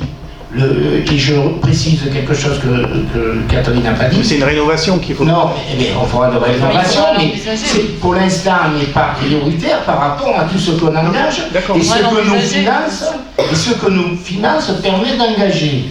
La bonne nouvelle de hier matin donnée par le sous-préfet et ses services, ils ont dit que le fonds vert, c'est pas, il faut qu'il soit fait avant le 15 mars. Ça va être au fil de l'eau. C'est quoi ça? Attends, le fonds vert dont on a parlé. Mais on ne va pas débattre sur le fonds vert. Hein. Vous avez la possibilité d'aller sur Internet et voir ce que c'est. Le fonds vert, il y a des périodes jusqu'au 15 mars. Ils ont reçu beaucoup de dossiers. Ils vont sélectionner entre les communes ceux qu'ils veulent lancer dans le premier temps. Après, à partir du 15 mars, ils vont même intégrer les changements LED qu'on a fait. Donc, à ce niveau, on va solliciter le fonds vert pour compléter les 50% qu'on a eu du conseil départemental et de la métropole, Catherine, pour l'éclairage public. Voilà. Métropole. Et métropole. Et pendant toute l'année, ils vont nous donner des thèmes différents et on pourra s'inscrire dans ces thèmes-là. Voilà comment ça va se passer. Ce sera moins rigide. Et bien entendu, Catherine ne vous l'a pas dit, mais tout ce qui est subvention de travaux de proximité, ça existe aussi. Ah, oui, et on fera passer des petits projets dont elle a listé. Oui. Donc je pense que vraiment, ils ont fait un travail de fond avec Hélène et Régina pour qu'on n'annonce pas des choses qu'on ne peut pas faire. Voilà, c'est ça l'important. Et par rapport à toutes les augmentations de charges de fonctionnement. Voilà. Je pense qu'elle a été très claire là-dessus et elle l'a illustré à travers les tableaux qu'elle vous a présentés. Allez, on continue. Ça aurait été bien d'avoir les précisions avant, puisque le dossier qu'on a eu n'avait pas tous ces détails. Donc c'est très bien, merci beaucoup. Mais on aurait le dossier établi par Régina, qui fait 25 pages. Non, c'est que des chiffres. Il n'y a pas d'analyse, il n'y a pas de correspondance. Par exemple, les restes à réaliser. Merci pour le travail qu'a fait Régina. Non, mais je dis rien sur Régina. Tout ce que tu as en face de toi, là, c'est issu du rapport. C'est issu du rapport qu'a fait Régina, c'est une synthèse concise qu'a fait Catherine. Oui, il y a beaucoup plus de détails. Mais parce qu'on discute, il y a plus de détails. Non, il y a plus de détails sur ça. Relis les 23 pages et tu verras qu'il ne manque pas beaucoup de détails. Je les ai lus. Et pareil, un exemple, les RAR, dans votre document, sur les restes à réaliser, il n'y a aucun détail. Et c'est pour le budget qu'on regarde. Alors, ça. Non, mais ça c'est au budget. C'est au budget, administratif et au budget. Là, on est sur les orientations. Non, mais on peut avoir une idée de ce qui reste à faire. À la limite, moi je trouve même que dans le rapport, il y a beaucoup d'informations pour un rapport d'orientation. On n'est pas dans on aurait pu ne pas vous donner les chiffres. On a quasiment tous les. On peut vous dire ce qui reste à faire, qui est en reste à réaliser. Et on le dira au budget, on ne va pas débattre ce soir de ça. Alors, y a-t-il d'autres observations? Oui, s'il vous plaît, j'en ai encore une. Donc, moi, je m'inscris bien effectivement dans le débat d'orientation, des futures orientations. Alors, vous avez vu apparaître aussi dans nos questions qu'on avait une question sur le plan de prévention donc, des risques incendies, avec un règlement, enfin en tout cas un plan important qui va être négocié et entériné voilà, prochainement. Donc nous pensons que, en tout cas, il serait judicieux aussi d'y inscrire peut-être de nouvelles mesures de prévention. On est tout à fait favorable effectivement à ce que ce plan soit renforcé. Et voilà, avec l'installation davantage de bornes incendie. Voilà, on en reparlera tout à l'heure, mais je veux dire, est-ce qu'on peut éventuellement... voilà. Si vous voulez, en 3 minutes, je clôt le débat des questions sur ça. Mais je ne vais pas le faire maintenant, parce que là, on est dans le débat. Ouais. En ce qui concerne ce que tu annonces, on est à la deuxième étape sur 7, d'accord? Ok. Et on n'a aucune validation de la DDTM. Donc moi, je ne peux pas budgéter des choses que je ne sais pas qui vont nous être imposées ou suggérées. Ce que je peux dire là, laisse-moi finir Jean-François, je répondrai plus précisément tout à l'heure sur les questions. Ce que je peux vous dire aujourd'hui, c'est qu'on a récupéré la compétence borne incendie, etc. Et, je ne sais pas si je l'ai dit au dernier conseil, peut-être pas, le dernier contrôle a été fait par la métropole l'année dernière, donc jusqu'en 2025, nous n'avons pas d'obligation de contrôle au sens contrôle dur. Hein, voilà. D'accord. Voilà, on ferme le débat, j'y reviendrai tout à l'heure. Non mais juste, en fait, j'entends bien ce que tu dis, hein, Jean-François, juste pour dire que je crois qu'à un moment donné, justement, parce que soit tu dis ça nous est imposé, c'est obligé, voilà, c'est dans... Non, mais moi je pense qu'on a une réelle marge de proposition et que ces propositions... Je vais y répondre tout à l'heure. Oui, mais non, parce qu'on est dans le débat, je dis, d'orientation budgétaire. Là je parle budget, d'accord? Donc... que le fait de faire apparaître justement dans notre débat d'orientation budgétaire des choses en la matière sera de nature à donner confiance au service de l'État et, si tu veux, à apporter la caution que nous sommes engagés dans une vraie démarche de prévention. Et le fait de le faire apparaître au budget, je peux pas, pour faire apparaître quelque chose au budget, il faut avoir des devis, il faut avoir des propositions, il faut savoir quel emplacement l'État va nous demander complémentaire, etc. Mais nous pouvons proposer, Jean-François, ce qu'on te dit, c'est qu'on peut proposer des choses. Non, je ne peux pas proposer, je maintiens aux priorités. Et je vous répondrai très précisément. Non mais Jean-François, s'il te plaît. Je répondrai précisément au prix. Et vous allez être déçus. Voilà, j'en dis pas plus. Bah alors en plus, non, mais pas à cause de la mairie. Pas à cause de la mairie. Donc, soyez patient, je répondrai à la question. Double question, parce que ça a été posé par les ministres. Allez, Attends, Jean-François, je suis pas sûre d'avoir bien été comprise. Excuse-moi, Jean-François, d'insister, je suis désolée. Encore une fois, je pense que, si tu veux, il faut qu'on soit force de proposition. Eh bien, l'année prochaine, on sera force de proposition. Oui, une fois que une fois que le prix sera signé, non, c'est ce que tu il ne sera pas signé l'année prochaine. D'accord. C'est une bonne idée. Ok, merci, c'est ça. Non, mais c'est... pas patient, hein. Je vous ai dit que je vous apporterai des réponses. Oui, mais tu nous as dit qu'on allait être déçus, alors forcément. Oui, vous allez être déçus parce que vous lancez une pétition alors que c'est même pas le moment pour lancer une pétition. Voilà, on ferme la parenthèse. Vous l'avez eu, je vous ai répondu. Moi, je demande à Michel juste un truc. Va voir dans le chemin de Valcro. Moi, je ne pensais pas que c'était le cas. Il y a déjà toutes les canalisations qui sont en place et qui permettraient de mettre des hydrants à très peu de frais. Et on verra ça. Et les pompiers, ça vous coûterait jusqu'à présent, les pompiers nous ont rien demandé. D'accord, sur le chemin de Valcro.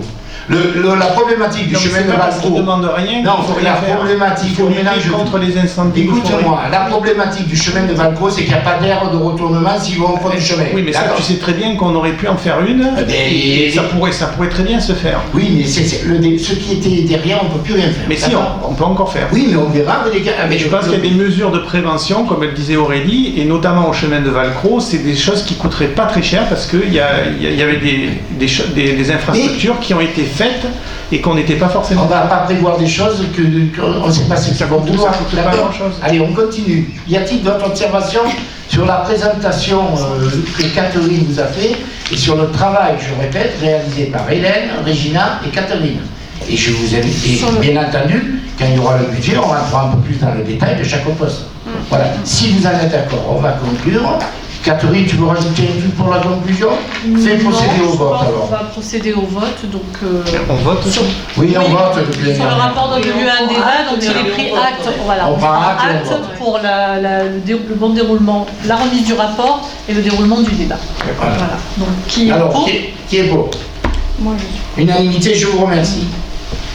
Merci Catherine pour la présentation qui a été claire et efficace. Alors, il reste un point concernant la modification portant fixation du nombre de représentants de la commune au sein du conseil d'administration du CCAS. Donc, suite donc, au départ de Sophie, nous vous proposons Audrey Lézot. Y a-t-il des observations? On passe au vote directement. Jean-François. Juste une observation, c'est qu'il y a 8 conseillers municipaux. La parité voudrait qu'il y ait 8 autres personnes hors conseil, et apparemment c'est pas le cas. Donc est-ce que vous pouvez nous en dire un peu plus par rapport à ça? Je ne vais pas faire le débat du CCAS. Non, je vais juste dire un truc. Au début du CCAS, il y avait le représentant de l'UDAF qui ne vient plus. On a écrit à l'UDAF, il nous propose personne. Donc, moi, je ne peux pas choisir un représentant de l'UDAF. Mais ça ne rentre pas dans le débat de la municipalité. Ce que je vous fais voter ce soir, c'est le remplacement et la nomination de Audrey à la place de Sophie. Vous êtes d'accord? Tu pourrais diminuer le nombre de représentants? Non, on ne diminue pas le nombre du représentant. Pour qu'il y ait la parité? Non, parce que ça, il va être nommé, le monsieur ou la dame. Oui, ils attendent, ils peuvent revenir vers nous pour... Alors, qui est pour? Unanimité, je vous remercie.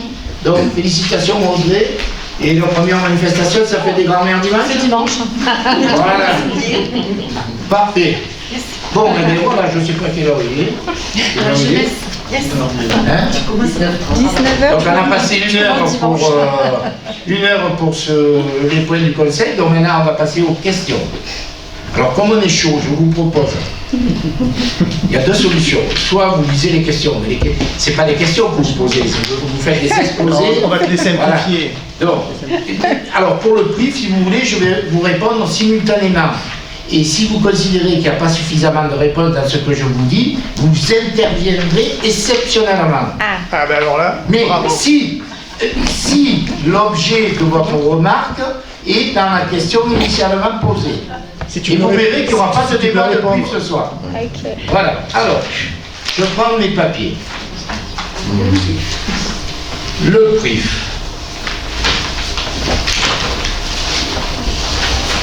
Alors. Oui, ça c'est le prix. Mais je l'ai. Alors, le prix, où nous en sommes?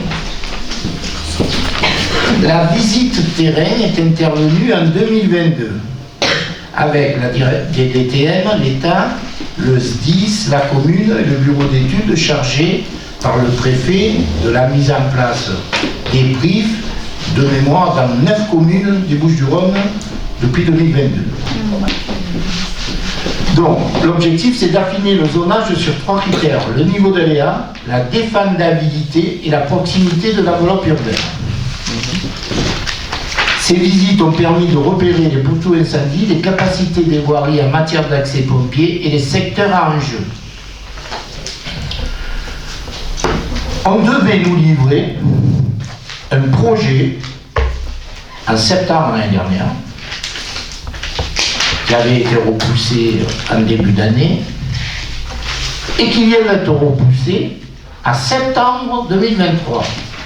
Donc les premières conclusions, nous ne les aurons qu'en septembre 2023. C'est pour ça que je ne fais pas de plan sur la comète aujourd'hui. Ensuite, une fois qu'on aura la première conclusion, on pourra faire de nouvelles visites sur le terrain avec tous les interlocuteurs pour vérifier les points sensibles qu'ils ont repérés. Voir si une voie doit être élargie, voir si une aire de retournement doit être réalisée, etc., etc. Deuxième point, une fois que ce travail sera fait, et conformément à la demande de Rognes Ensemble, à ce moment-là, la DDTM organisera une réunion publique. Donc, parti comme c'est parti, je pense que l'année prochaine, au même moment, il y aura peut-être la réunion publique. Ensuite, la réunion publique, bien sûr, aux administrés, organisée par la DDTM, porteuse du projet. Pas la commune qui porte le projet, c'est l'État.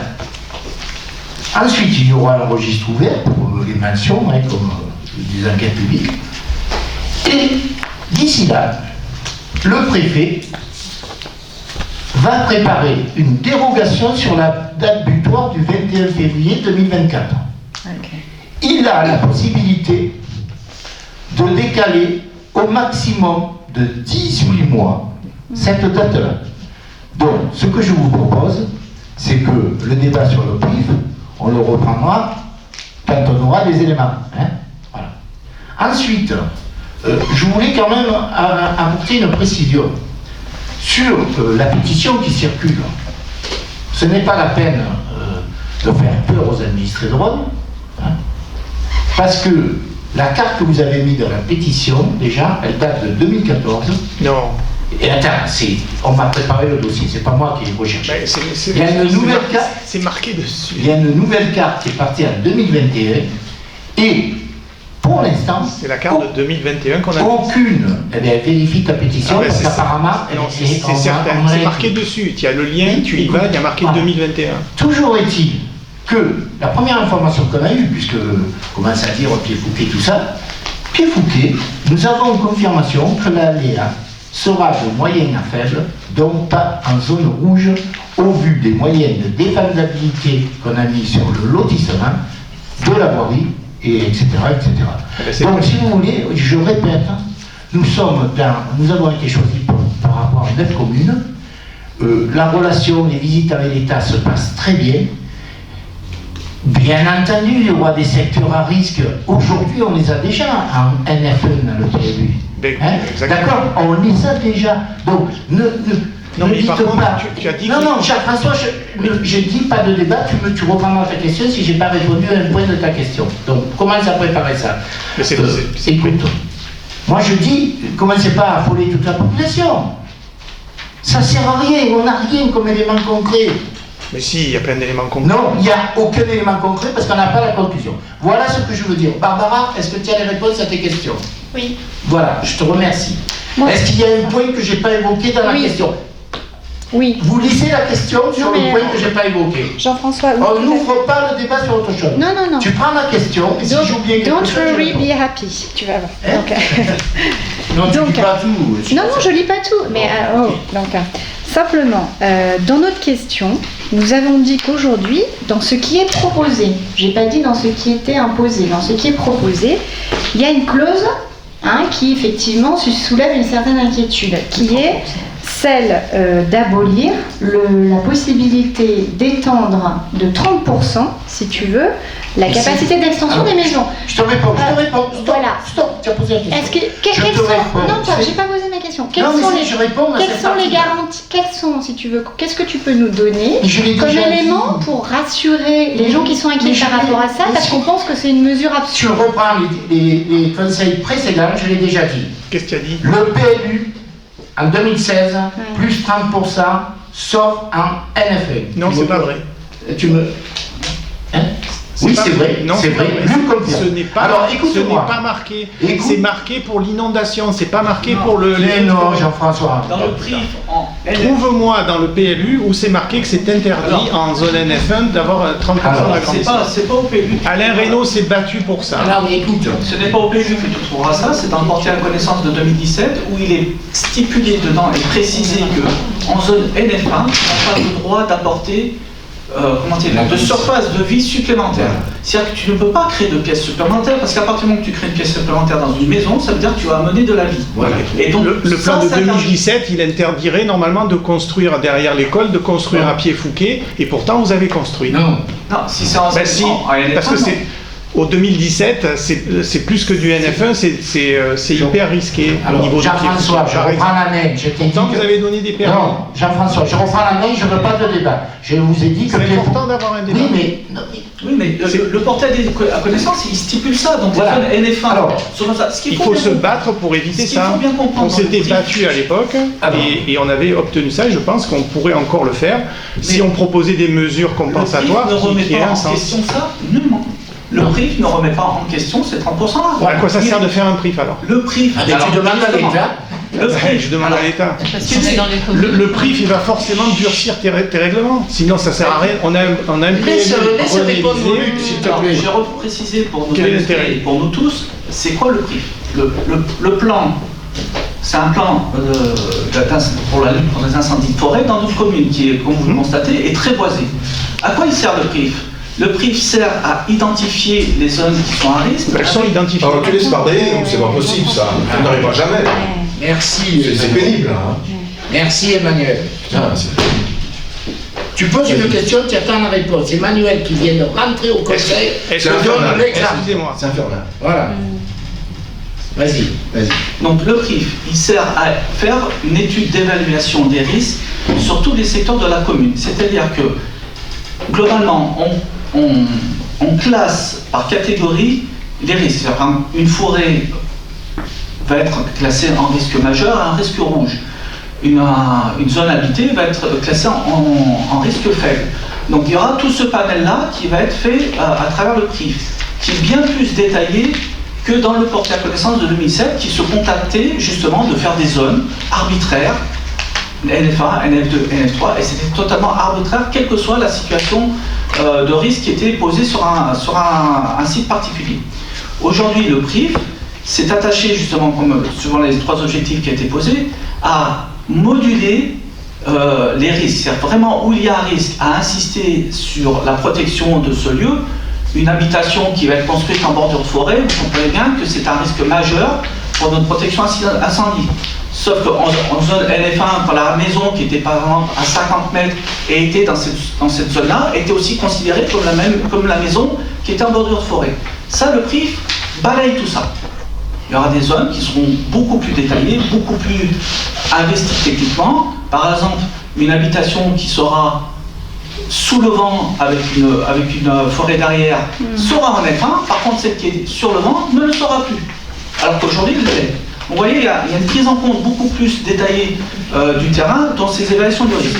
Ensuite, ce qui change beaucoup, c'est un peu ce qu'on disait dans le job précédemment, mais qu'on ne peut pas mettre en place parce qu'on attend les conclusions du PRIF avec les orientations précises et cette expertise qu'a la DDTM avec ce bureau d'études pour nous dire justement où sont nos zones de risque. Et à partir de ce moment-là, on pourra peut-être la commune investir dans la lutte contre l'incendie. Et ce qui change par rapport au porté à connaissance, c'est dégager des zones qui sont à NF1, qui sont aujourd'hui à NF1, qui seront peut-être en risque rouge demain, et ça ne changera rien pour ces gens-là, qu'on pourra peut-être les dégager et améliorer ce dispositif que ça a été fait à Pied-Fouquet. Pied-Fouquet, effectivement, si on reprend Pied-Fouquet, l'histoire il y a 10 ans était en zone rouge complète. Aujourd'hui, Pied-Fouquet, de par le PRIF, de par les installations, les infrastructures qui ont été faites par la commune, on a dégagé cette zone-là et elle devient une zone faible.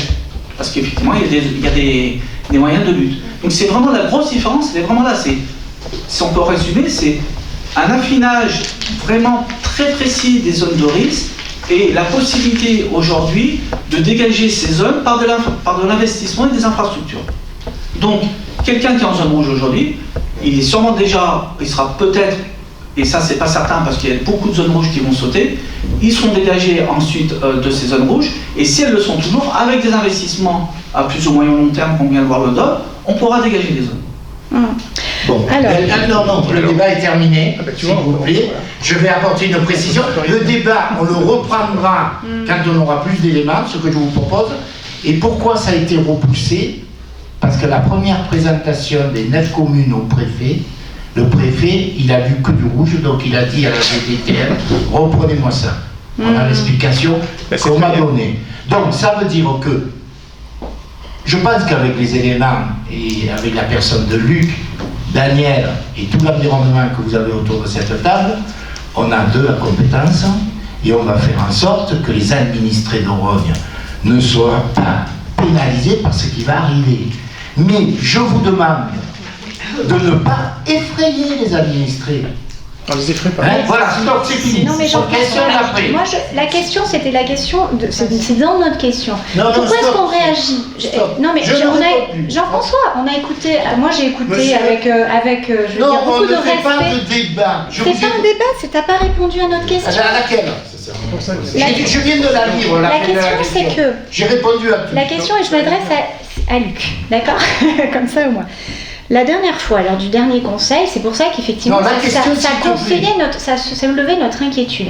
Jean-François Corneau, tu as dit, d'ores et déjà, nous avons perdu le droit de 30%. Voilà, c'est ça qui fait, parce que ça peut être absurde. Mais non, Luc, moi j'entends ce que tu dis, c'est réfléchi, c'est pas du tout défini, il va y avoir des études, il va y avoir matière à proposer, il va falloir matière peut-être à débattre, il va falloir matière à modifier. Moi, ça me va très bien. C'est ce que j'ai envie d'entendre. Voilà. J'ai pas envie d'entendre que c'est d'ores et déjà perdu. Eh bien oui, voilà. Maintenant, si vous nous rassurez, moi ça me va très bien, alors, Luc. Je vais te dire, c'est pas le d'ores et déjà perdu. C'est ce qui a été dit, hein. Je suis désolée. Non, mais alors, on va reformuler. Aujourd'hui, les zones LF1, ce sont des zones perdues.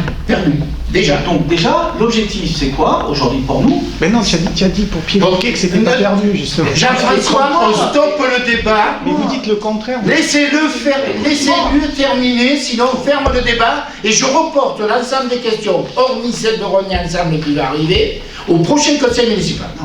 Je commence à avoir marre. Laissons Luc parler. Excusez-moi, 2 secondes. Les zones LF1 aujourd'hui, si on dépose un permis de construire, il sera systématiquement refusé parce qu'on apporte des zones de vie supplémentaires, tel que c'est inscrit dans le portée à connaissance 2017.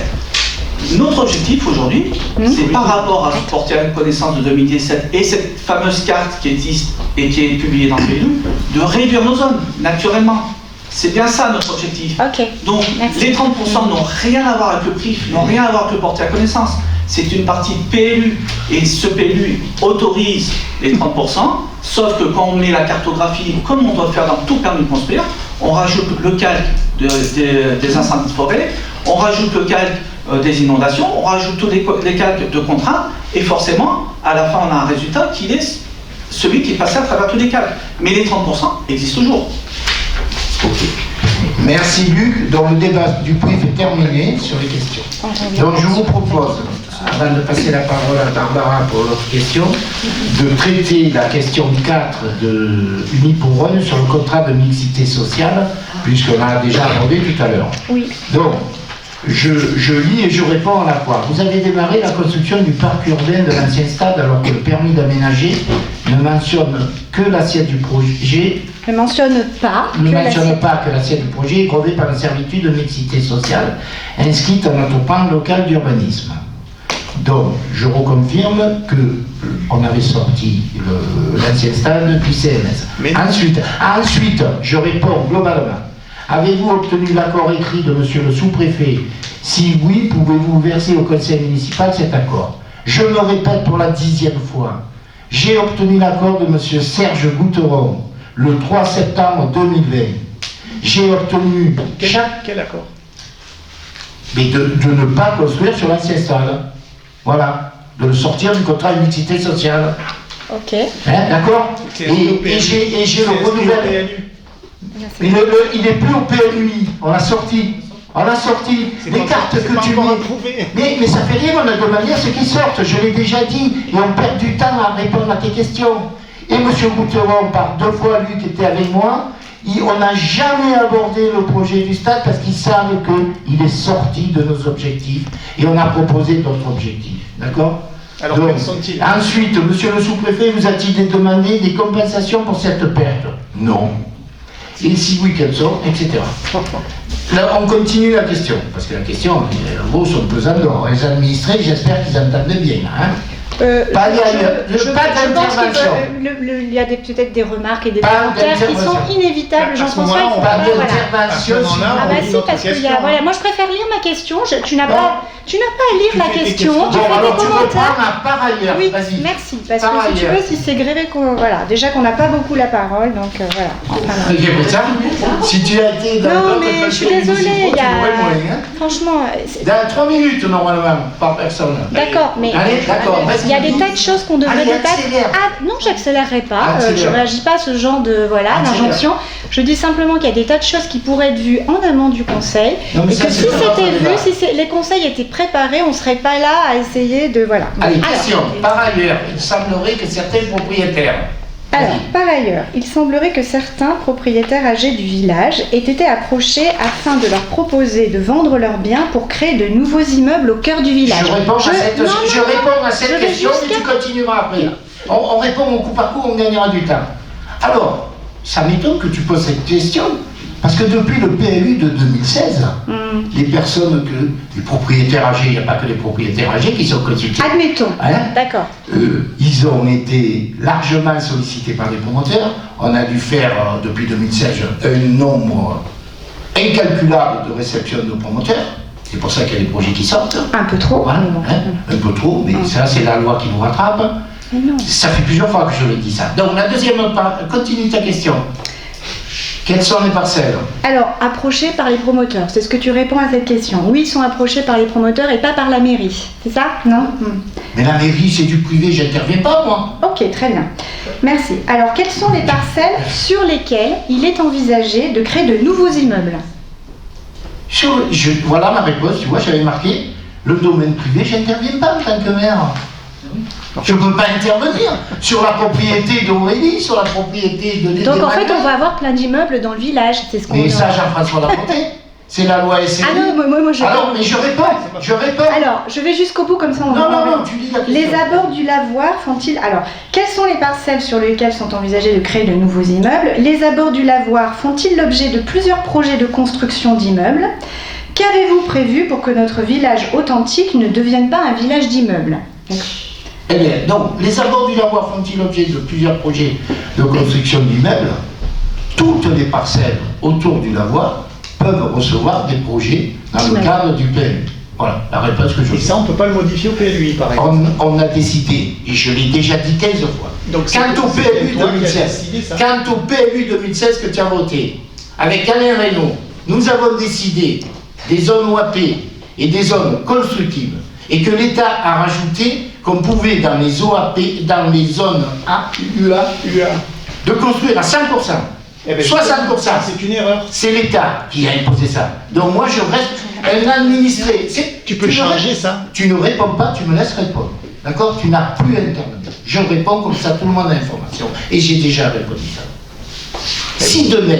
Tu veux pas changer. Si demain, il y a une maison qui fait 70 mètres carrés sur une parcelle qui fait 400 mètres carrés dans le centre du village, le mec il peut vendre ses 400 mètres carrés et certaines parcelles pourront recevoir 100% de construction, 60% de construction ou 40% de construction. Tiens qu'à regarder le PLU et le PLU qui suit. Tu veux dire 100%? Donc, c'est moi qui pose la question. Ensuite, qu'avez-vous prévu pour que notre village authentique ne devienne pas un village d'immeubles? Ça, c'est plutôt c'est le centre de la question. Parce qu'avec la loi, Luc nous a expliqué la loi sur l'artificialisation, ce qu'elle implique en termes de... Et on comprend aussi le sens de cette loi. Mais c'est vrai que l'effet un peu néfaste de cette loi, c'est qu'à la place, c'est qu'on ne peut plus s'étendre et donc on monte en hauteur. Ça veut dire que finalement, ce qu'on craint, c'est que les prochains programmes immobiliers, ce soient des immeubles et que notre village, au fur et à mesure des ventes de maisons, se transforme en un village d'immeubles. C'est juste ça, le cœur de ma question. Je te rassure, tu vas au Puy, tu vas à Lambert, tu vas à Saint-Canard, c'est pareil. Ah mais ça ne me rassure pas du tout. Non, mais je te rassure, c'est la loi qui permet aux administrés. C'est la loi. Donc c'est terminé.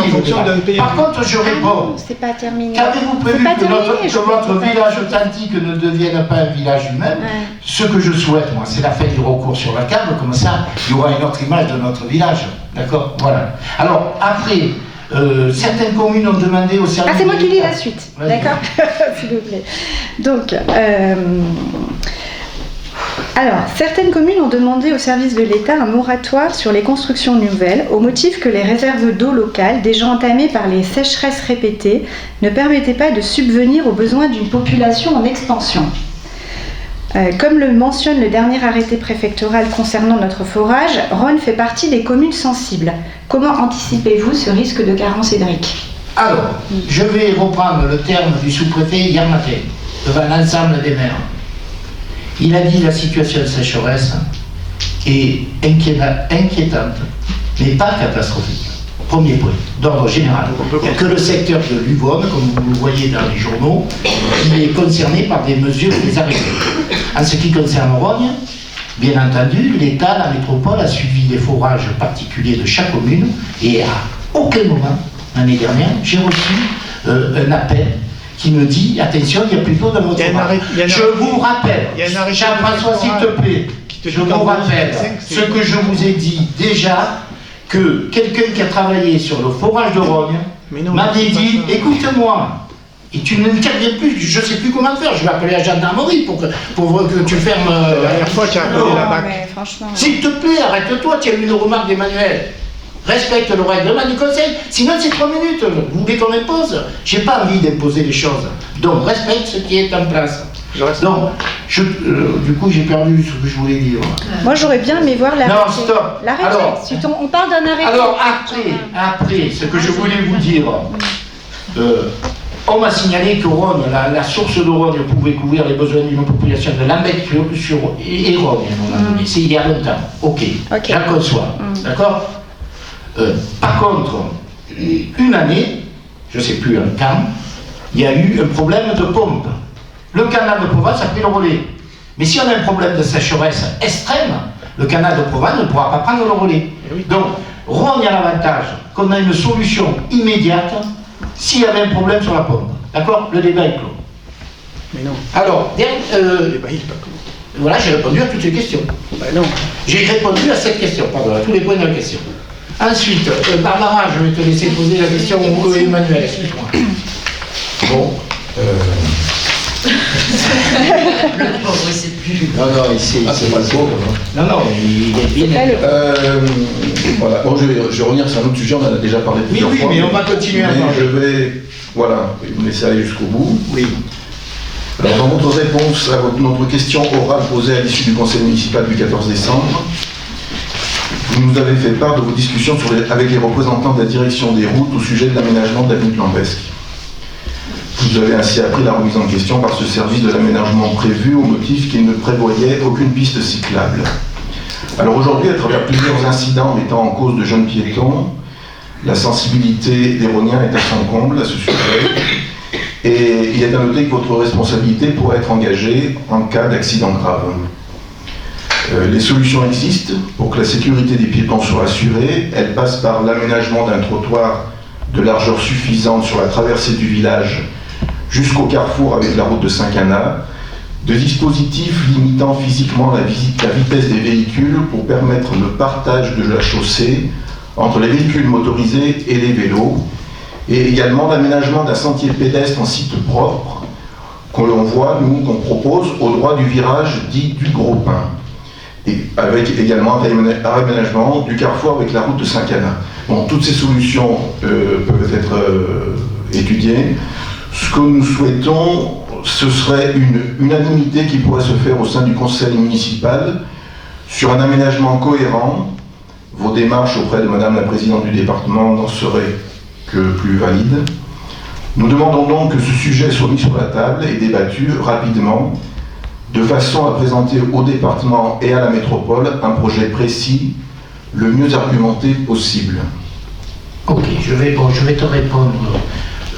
Donc j'ai déjà un peu répondu, puisque si tu veux, le 22 novembre, quand on a reçu M.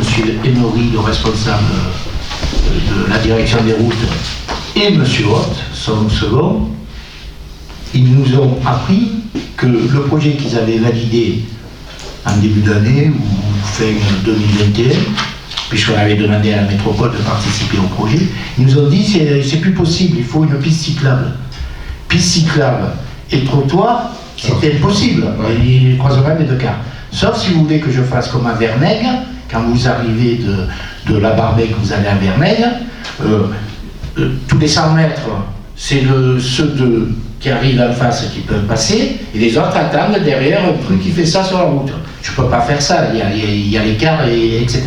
Donc on a réécrit la NORI, et on leur a demandé d'accepter. Parce que M. Haute, le second, je lui ai dit à peine réunion, et vous l'avez accepté ce projet. Et oui, mais j'ai changé de chef. Non, mais attends, je ne peux pas entendre ça quand même. Alors quand on me dit, à travers des pétitions, que je ne fais rien, c'est faux. C'est faux. Hein?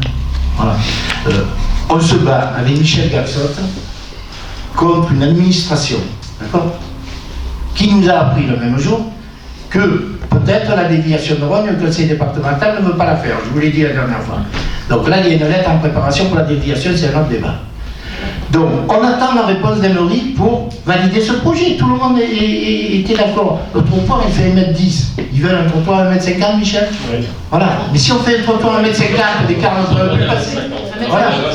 Alors que dans le Rhône, il y a des trottoirs qu'il faut même pas y mettre. Non, mais tu pourrais mettre des cases vitesses. Jean-François, tu ne parles pas. Juste des cases vitesses. Tu ne parles pas, s'il te plaît, sinon je vais appeler la gendarmerie.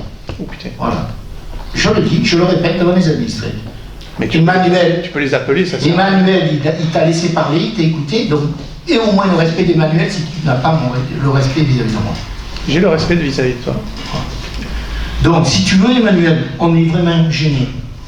Gêné avec Michel parce que aujourd'hui,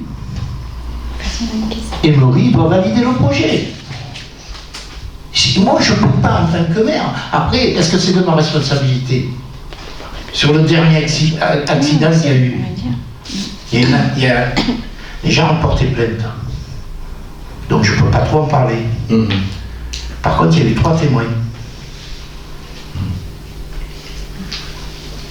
Mais ce qu'on dit des témoins par rapport au dépôt de plainte, déjà il y a une contradiction forte. Mais je ne peux pas en parler, d'accord? Non, mais c'est un enfant. Je pense qu'il y a des erreurs des deux. Oui, des enfants qui ont traversé sans regarder et d'un jeune conducteur qui a percuté l'enfant au dernier moment. Ok, voilà. Donc, je ferme la parenthèse parce qu'il y a une enquête en cours, je ne peux pas dire. D'accord? Voilà. Je peux t'affirmer que nous faisons le maximum pour que ce projet se termine dans les conditions qu'on avait fixées. Et on a anticipé, comme ça j'anticipe, on a anticipé après la partie entre le virage de la Beaume et le département. Et aujourd'hui, donc on a écrit au département, on me dit c'est ton maire de tout décider. Mais l'avenue de Lambex, si je pouvais tout décider, je ferais le projet qui avait été validé il y a 2 ans au département. Mais je ne vais pas m'amuser à ça, ils vont m'interdire de le faire. Par contre, donc on a écrit pour le cheminement de la Beaume, pour faire les 2 passages crucités. Aujourd'hui, j'ai eu la réponse. Monsieur le maire, par courrier du 17 février, vous avez exprimé une demande d'autorisation pour la matérialisation de 2 passages piétons. Donc, il nous l'accorde. Voilà. Mais c'est très ambigu. De 2 passages piétons. C'est très ambigu parce que tout de suite, je vais vous lire toute la lettre, parce que le gros, c'est un peu zandant. Dans ce cadre, la prise en charge de l'entretien et la responsabilité de ces aménagements est du ressort de la commune, police du maire en agglomération. Pourquoi ils ne me disent pas ça pour l'avenue de l'Ambès? Tu comprends l'ambiguïté dans laquelle je me trouve et que Michel se trouve. Et pour terminer, en conséquence, la création de ces passages piétons, ne portant pas préjudice à l'intégrité du domaine public routier départemental, il n'est pas nécessaire de formuler une demande de permission de voirie. Voilà. Donc on va le faire. Donc ça avance quand même quelque part. Bien sûr, okay. Tu crois, on a raclé au niveau de la Beaume déjà, hein, on a un peu gagné sur ce qui nous appartient, on a demandé au département de le faire, ils n'ont même pas voulu le faire, alors que c'est la route qui est à côté. Eux, s'ils viennent et s'ils déblaient mettre, personne ne dira rien. Voilà. Et la proposition du sentier pédestre au-dessus du mur en pierre, le long de... Parce que quand on voit... C'est le côté gauche, tu veux dire. Pourquoi pas, mais on est en propriété privée. Oui, mais là, il va falloir... Tu comprends, on est en propriété privée. Ça vaut le coup de l'étudier quand même, de négocier, je sais pas. Étudier, je pense que je ne vais pas l'étudier. Il y a plusieurs propriétaires. Mais les propriétaires ne disent rien aujourd'hui, parce que le sentier se fait naturellement. Tu le vois. Oui. Tu le vois en contrebas, il se fait. Oui, il passe pas par en haut, on pourrait passer au-dessus du mur, pour éviter ce virage-là qui est vraiment... On voit quelquefois des collégiens quoi, qui rasent le mur. Donc, et moi, personnellement, on a peur qu'il se passe. Je suis complètement d'accord avec toi, mais moi en voiture, je rase le mur aussi. Et toi aussi. En voiture, ok, à pied, non. Et oui, en voiture aussi, on rase le mur. S'il y en a un qui te déboîte en face, c'est compliqué, mais... C'est un sujet assez critique. Hein. Mais je le sais. Je le sais. La preuve, c'est qu'on a écrit. Qu'on a la première réponse, parce qu'on a demandé également autre chose. On attend les réponses. Qu'est-ce que vous avez demandé? Je ne réponds pas à toi. D'accord? Voilà. Donc, sois certain que Michel Gaxot, que Stéphane Emma font le maximum. Et c'est pas à l'initiative des services techniques que ça a été raclé, hein, le truc. C'est à l'initiative de Michel Gaxot. Hein, qu'on n'écrive pas n'importe quoi. C'est pas bon. Je sais que c'est pas. Voilà, donc, Oui, ça fait partie des services. On continue les questions. Il en reste 2 pour René ensemble. Pour Unipouronne. Oui, Unipouronne. Alors, je vais poser, en fait, d'ailleurs, je vais pas poser l'intégralité de la question, mais on avait une question qui était voilà, sur la même thématique. Donc, j'ai bien entendu les réponses qui ont été formulées. Donc, en fait, nous proposons, alors, nous aussi, nous constatons qu'il y a un certain nombre de configurations qui présentent un caractère accidentogène qui se révèle effectivement exact. Donc, nous avons émis 2 propositions.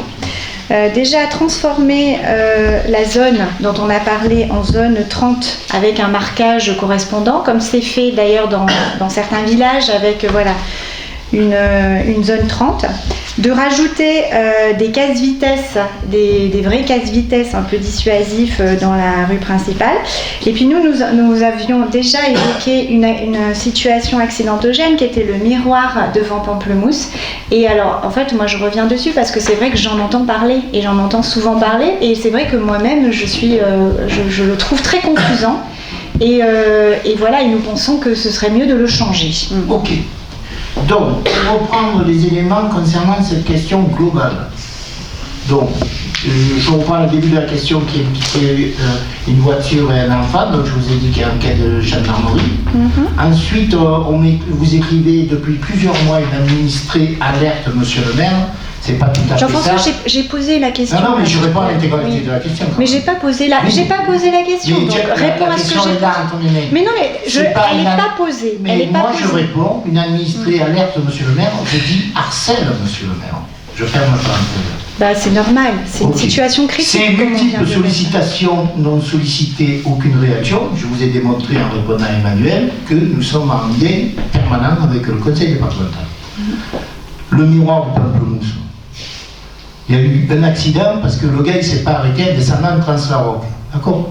Mais c'est une situation accidentogène. Mais toutes les situations sont accidentogènes. Mais c'est juste, le miroir d'avant était très bien. Si tu veux, ce miroir... Bon, le miroir, à la limite, si on le changera, on verra. Bon, ensuite, voilà, comme ça... Ensuite, vous parlez de 4 accidents. Moi, je parle de transformer une zone 30 non, mais attends, et de mettre des casse-vitesse. C'est la fin de ta question. Je réponds au début. Au total, 4 accidents sont à déplorer, etc. Sur les 4 accidents, 2 concernent la responsabilité du conducteur. Suite à l'enquête gendarmerie. Un, je ne sais pas, le cycliste et l'automobile, je n'ai pas été au courant. Ça ne devait pas être bien grave. Et l'autre, c'est la plainte à cours. Je vais à tes questions. Jean-François, on est tous en train de dire qu'il y a des situations critiques, donc on est en train d'en parler. Mais la situation... Donc, je pense qu'il ne faut pas minimiser, on ne dit rien, il y a des situations accidentogènes, on fait des propositions et on voudrait simplement avoir des réponses face à ces propositions. Il y a 3 mois, vous auriez pu ne plus avoir de maire. Ça vous aurait rêvé si j'ai traversé au passage clouté, là, et je me suis retrouvé avec une moto qui m'a touché. Si elle me prend, je suis mort. Et bien, zone 30, donc les accidentogènes existent de partout dans le village. Si les conducteurs ne respectent pas les vitesses... On est bien d'accord. Voilà. Et si... Mais c'est pour ça qu'on dit bien que la vitesse, nous pensons, on l'avait dit, que, je ne sais plus comment on l'a dit. Les casse-vitesse, tu peux pas en mettre des casse-vitesse? Non, les casse-vitesse du Puy, c'est des casse-voitures, c'est pas des casse-vitesse. Oui, mais les gens, ils roulent doucement. Oui, parce qu'il n'y a pas de camion qui traverse l'agglomération du Puy. D'accord. Chaque fois qu'on met un dodane, tout le monde crie. Donc on en a mis des dodanes. Attendons que le projet Gavin se fasse renverser. Par contre, nous avons agi sur la gendarmerie. Le major de la Roque d'Anteron, notamment pour les environnements du collège. En 2 contrôles, ils ont fait 5 suspensions de permis. Et ça, le maire pourrait faire, si le gars il va s'appeler 130. C'est pas des gens de Rhône, donc je félicite les administrés de Rhône puisqu'ils n'ont pas été pris par la patrouille. Voilà. Allez, on termine les questions. Non, mais je veux juste... Non, alors, si je comprends bien, je reformule, donc il n'y aura pas de casse-vitesse et il n'y a pas de zone 30. C'est ce que tu es en train de dire. On ne peut pas dire... jamais ça n'existe pas. La preuve, c'est que j'en ai fait depuis que je suis là. Devant l'APL, c'est moi qui l'ai mis. Près de l'église, c'est moi qui l'ai mis. Ben oui. Quand je dis moi, c'est l'équipe. Voilà. Donc c'est oui ou c'est non? J'aimerais bien Et avoir la on réponse. verra en fonction de ce que le département nous dira. C'est tout. C'est tout. C'est tout. On fera une concertation avec le département. Sinon, pourquoi j'en mettrais pas 3 autres supplémentaires entre Versailles et ici? Pourquoi j'en mettrais pas 4 ou 5 tout le long? Voilà, donc on s'arrête plus. Ça vaut 30 000 euros Ok. pour votre information. Moi j'ai la réponse, c'est bon. Allez. Vous avez, ça vaut 30 000 euros. J'ai vu comme il... Stop, tu n'as pas à parler. Il reste une question sur... c'est Jacques qui va répondre. On est presque au bout. Alors, vous lisez la question? Non, on va pas la lire, ça fait long. Ah ben, il faudrait savoir, des fois vous voulez lire, des fois vous voulez pas lire. Ben, on ne veut pas vous embêter non plus. Ne vous embêtez pas. Pose ta question. On fera 3 minutes dans pas longtemps. Donc la question elle est relative aux entretiens de fin. Alors certaines personnes nous ont dit qu'ils n'avaient pas eu d'entretien, on voulait savoir pourquoi, par rapport aux primes de CIA. Ouais. Alors, je ne vais pas refaire la présentation du nouveau régime indemnitaire, le RIF7, on en a débattu au mois d'octobre 2021 et on a mis en place donc ce nouveau régime indemnitaire vis-à-vis de la fonction publique d'État et donc des fonctionnaires d'État au mois de novembre 2021. Moi je suis un petit peu surpris d'entendre qu'un certain nombre d'entretiens n'ont pas été tenus.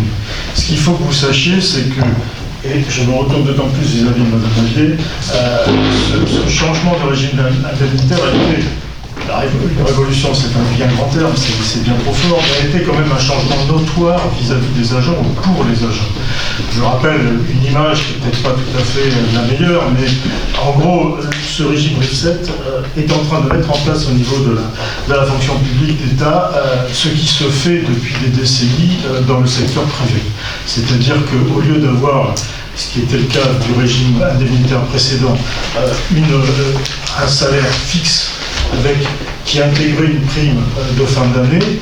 Là aujourd'hui, cette prime a été intégrée bien évidemment dans la partie fixe donc de l'IFSE du nouveau régime RIF7, mais il lui est accolé un CIA, donc un complément indemnitaire donc annuel, qui lui est à l'inverse de la prime de l'époque, intégré encore une fois dans les FSE, aléatoire, facultatif et non reconductible a priori.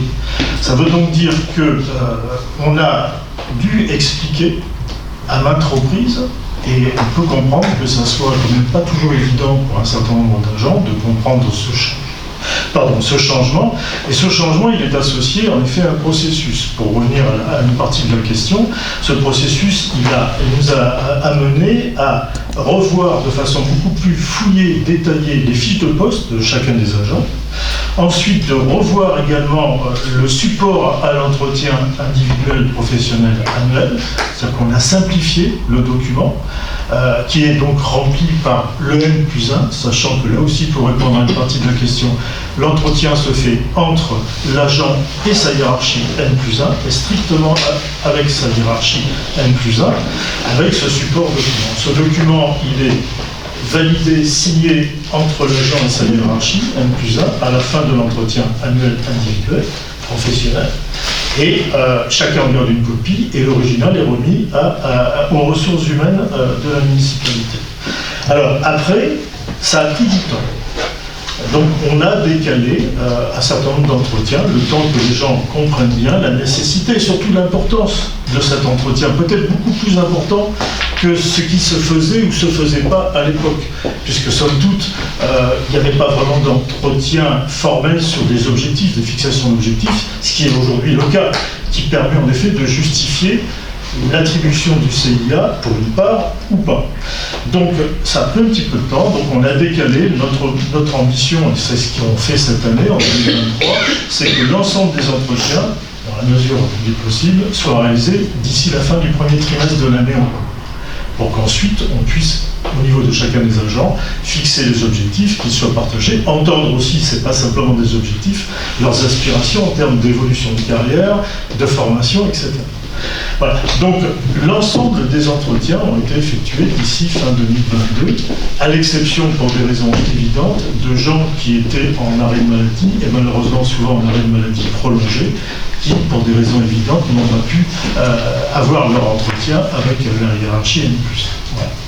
ce que je peux répondre. Merci Jacques pour cette précision. Merci. Donc, si vous le permettez, et bon, ça fait un moment que nous sommes ensemble, j'ai quand même quelques informations à vous donner. D'accord? Certaines ont déjà été reprises. Voilà. Donc, je vous demande encore 5 minutes. Donc, comme je vous ai dit hier, on a rencontré le sous-préfet. Hier matin, c'est l'ensemble des maires. Hein. Donc, il nous a rassuré, il n'y aura pas de délestage électrique, malgré la pression qu'ils nous ont mis en novembre, décembre. Hein. Mais il n'y en aura pas. Je vous répète ce que j'ai dit concernant l'eau, c'est inquiétant, mais pas catastrophique pour notre bassin qui est lié au barrage de Serre-Ponceau. Ensuite, on a eu la visite des procureurs d'Aix et de Tarascon. Je vous donne qu'un chiffre. Sur Aix-en-Provence et les communes liées à Aix, 13 000 procédures par an, ils reçoivent. 60% d'entre elles, il y a une décision dans les 6 mois. Alors, à la question qui revient tout le temps, où en est le tas de terre là-bas, hein, je vous répète une énième fois que le maire que je suis ne peut pas agir et que cette affaire fait partie des instances qui seront suivies d'un jugement. Parce que la personne ne fait aucun effort. Voilà. Donc, ne vous posez plus la question, c'est le procureur d'Aix qui décidera. Ensuite, ce que je voulais vous annoncer, en ce qui concerne la rencontre pour les logements sociaux, donc on a eu le 3 février avec Luc, donc il y avait la DDTM, il y avait les services de la métropole qui sont concernés par les problématiques de logement. Et la première chose que vous entendez à la télé dès que vous l'ouvrez, c'est qu'il y a un manque de logement flagrant sur la France. Vous l'entendez ça, tous les jours, hein, d'accord?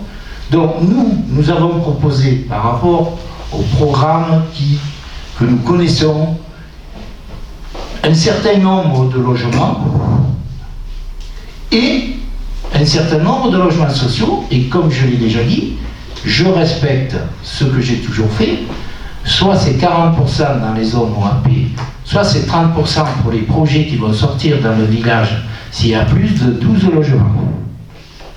Même si le sous-préfet, même si les services de la DDTM ont reconnu que nous faisons des efforts, nous sommes toujours carencés, puisque nous sommes partis à moins de 5% en 2014, et nous aurons des pénalités qui sont autour de 120 000 €. Et on est à combien aujourd'hui? Et tu me laisses parler, s'il te plaît? Non, mais juste, je tu me laisses parler. On doit être à 8, tu peux faire le calcul. D'accord, merci, voilà. Juste, on peut... Voilà. D'accord, c'est 25% en 2025 qu'ils avaient fixé. Donc on n'y sera jamais, hein, puisqu'on est... Voilà. Tu n'y seras jamais. Alors, Jean-François, s'il te plaît, tu passes pour qui auprès des administrés de couper la parole au maire? Je vous ai laissé 2 heures de parole. Laissez-moi 5 minutes.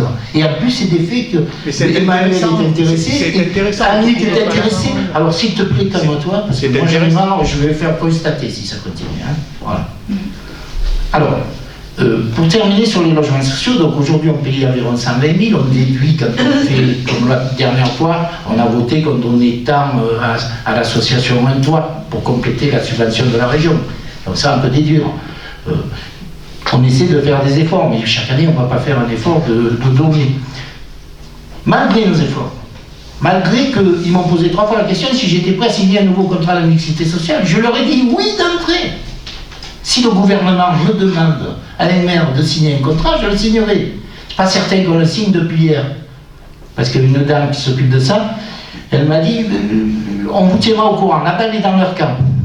Mais moi, je suis prêt à signer. Parce que je leur ai donné les programmes, je leur ai donné le nombre de logements attendus si les programmes se font. On a 3 recours sur le village. Hein. Donc il y a un manque à gagner aussi de logements. On a 80 demandeurs de logements, ça je vous l'ai déjà dit. Concernant ce plan aussi, la pénalité qui était de 120, même avec les efforts qu'on fait, elle risque de passer à 170 000 €. Donc ça veut dire que dans notre budget de fonctionnement, il va falloir qu'on intègre 50 000 € de plus. Et vous avez vu que les dotations n'augmentent pas. Et on a reçu une note cette semaine que l'État envisage de taxer les locaux. Les locaux de bureaux, tout ça. À condition qu'ils fassent tant de mètres carrés, à condition de si. Mais chaque fois, on reçoit des pénalités pour les communes.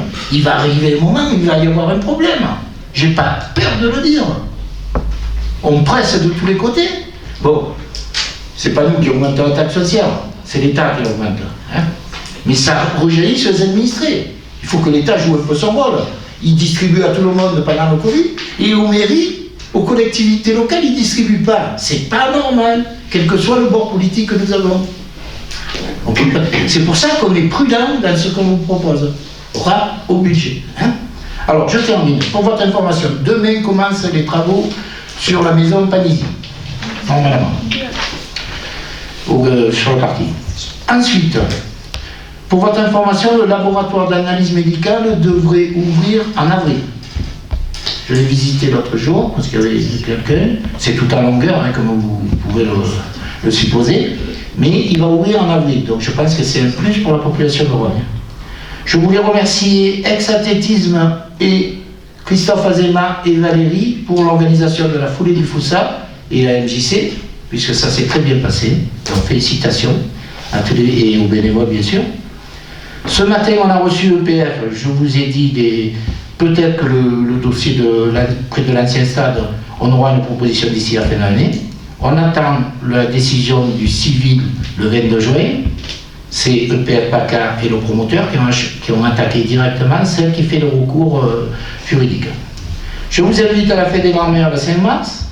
Je vous invite à dire aux administrés que vous côtoyez que nous avons un conciliateur de justice qui vient tous les mois, qui, sur le dernier mois, a permis de résoudre 2 problèmes de voisinage. Et c'était mal parti, mais il y est arrivé. Donc, si des voisins, des amis vous disent « je suis enquiquiné par Dupont, Pierre ou Durand » ou Cornon, eh bien, dites-lui de prendre rendez-vous avec le conciliateur. Il vient une fois par mois et la prochaine fois, c'est le 9 mars. Ensuite, nous avons la réunion concernant la CCID, les impôts. Je pense que Daniel a envoyé les convocations, où vous allez les recevoir d'un peu de temps. La réunion est prévue pour le 14 mars. C'est là où les impôts nous disent qu'ils ont contrôlé certaines maisons et qu'on modifie un petit peu l'évaluation des taxes foncières. Hein, voilà ce que c'est. Alors, je ne sais pas qui c'est, vous, Barbara, qui c'est. Je ne sais plus. Ah, voilà, ok. Ensuite, donc, je vous l'ai dit, on votera certainement le budget entre la fin mars et début avril. Hein. Et je vous l'ai dit, le retour du parking central et de l'aire de covoiturage, je l'ai quand même demandé à la métropole, parce que c'est surprenant, puisque ça a quand même une utilité pour les transports de la métropole, je n'ai pas compris. Hein, voilà. Bon, je vous remercie de m'avoir laissé ces 5 minutes ou 7 minutes, certainement, et je vous souhaite une belle fin de soirée. Merci. Merci.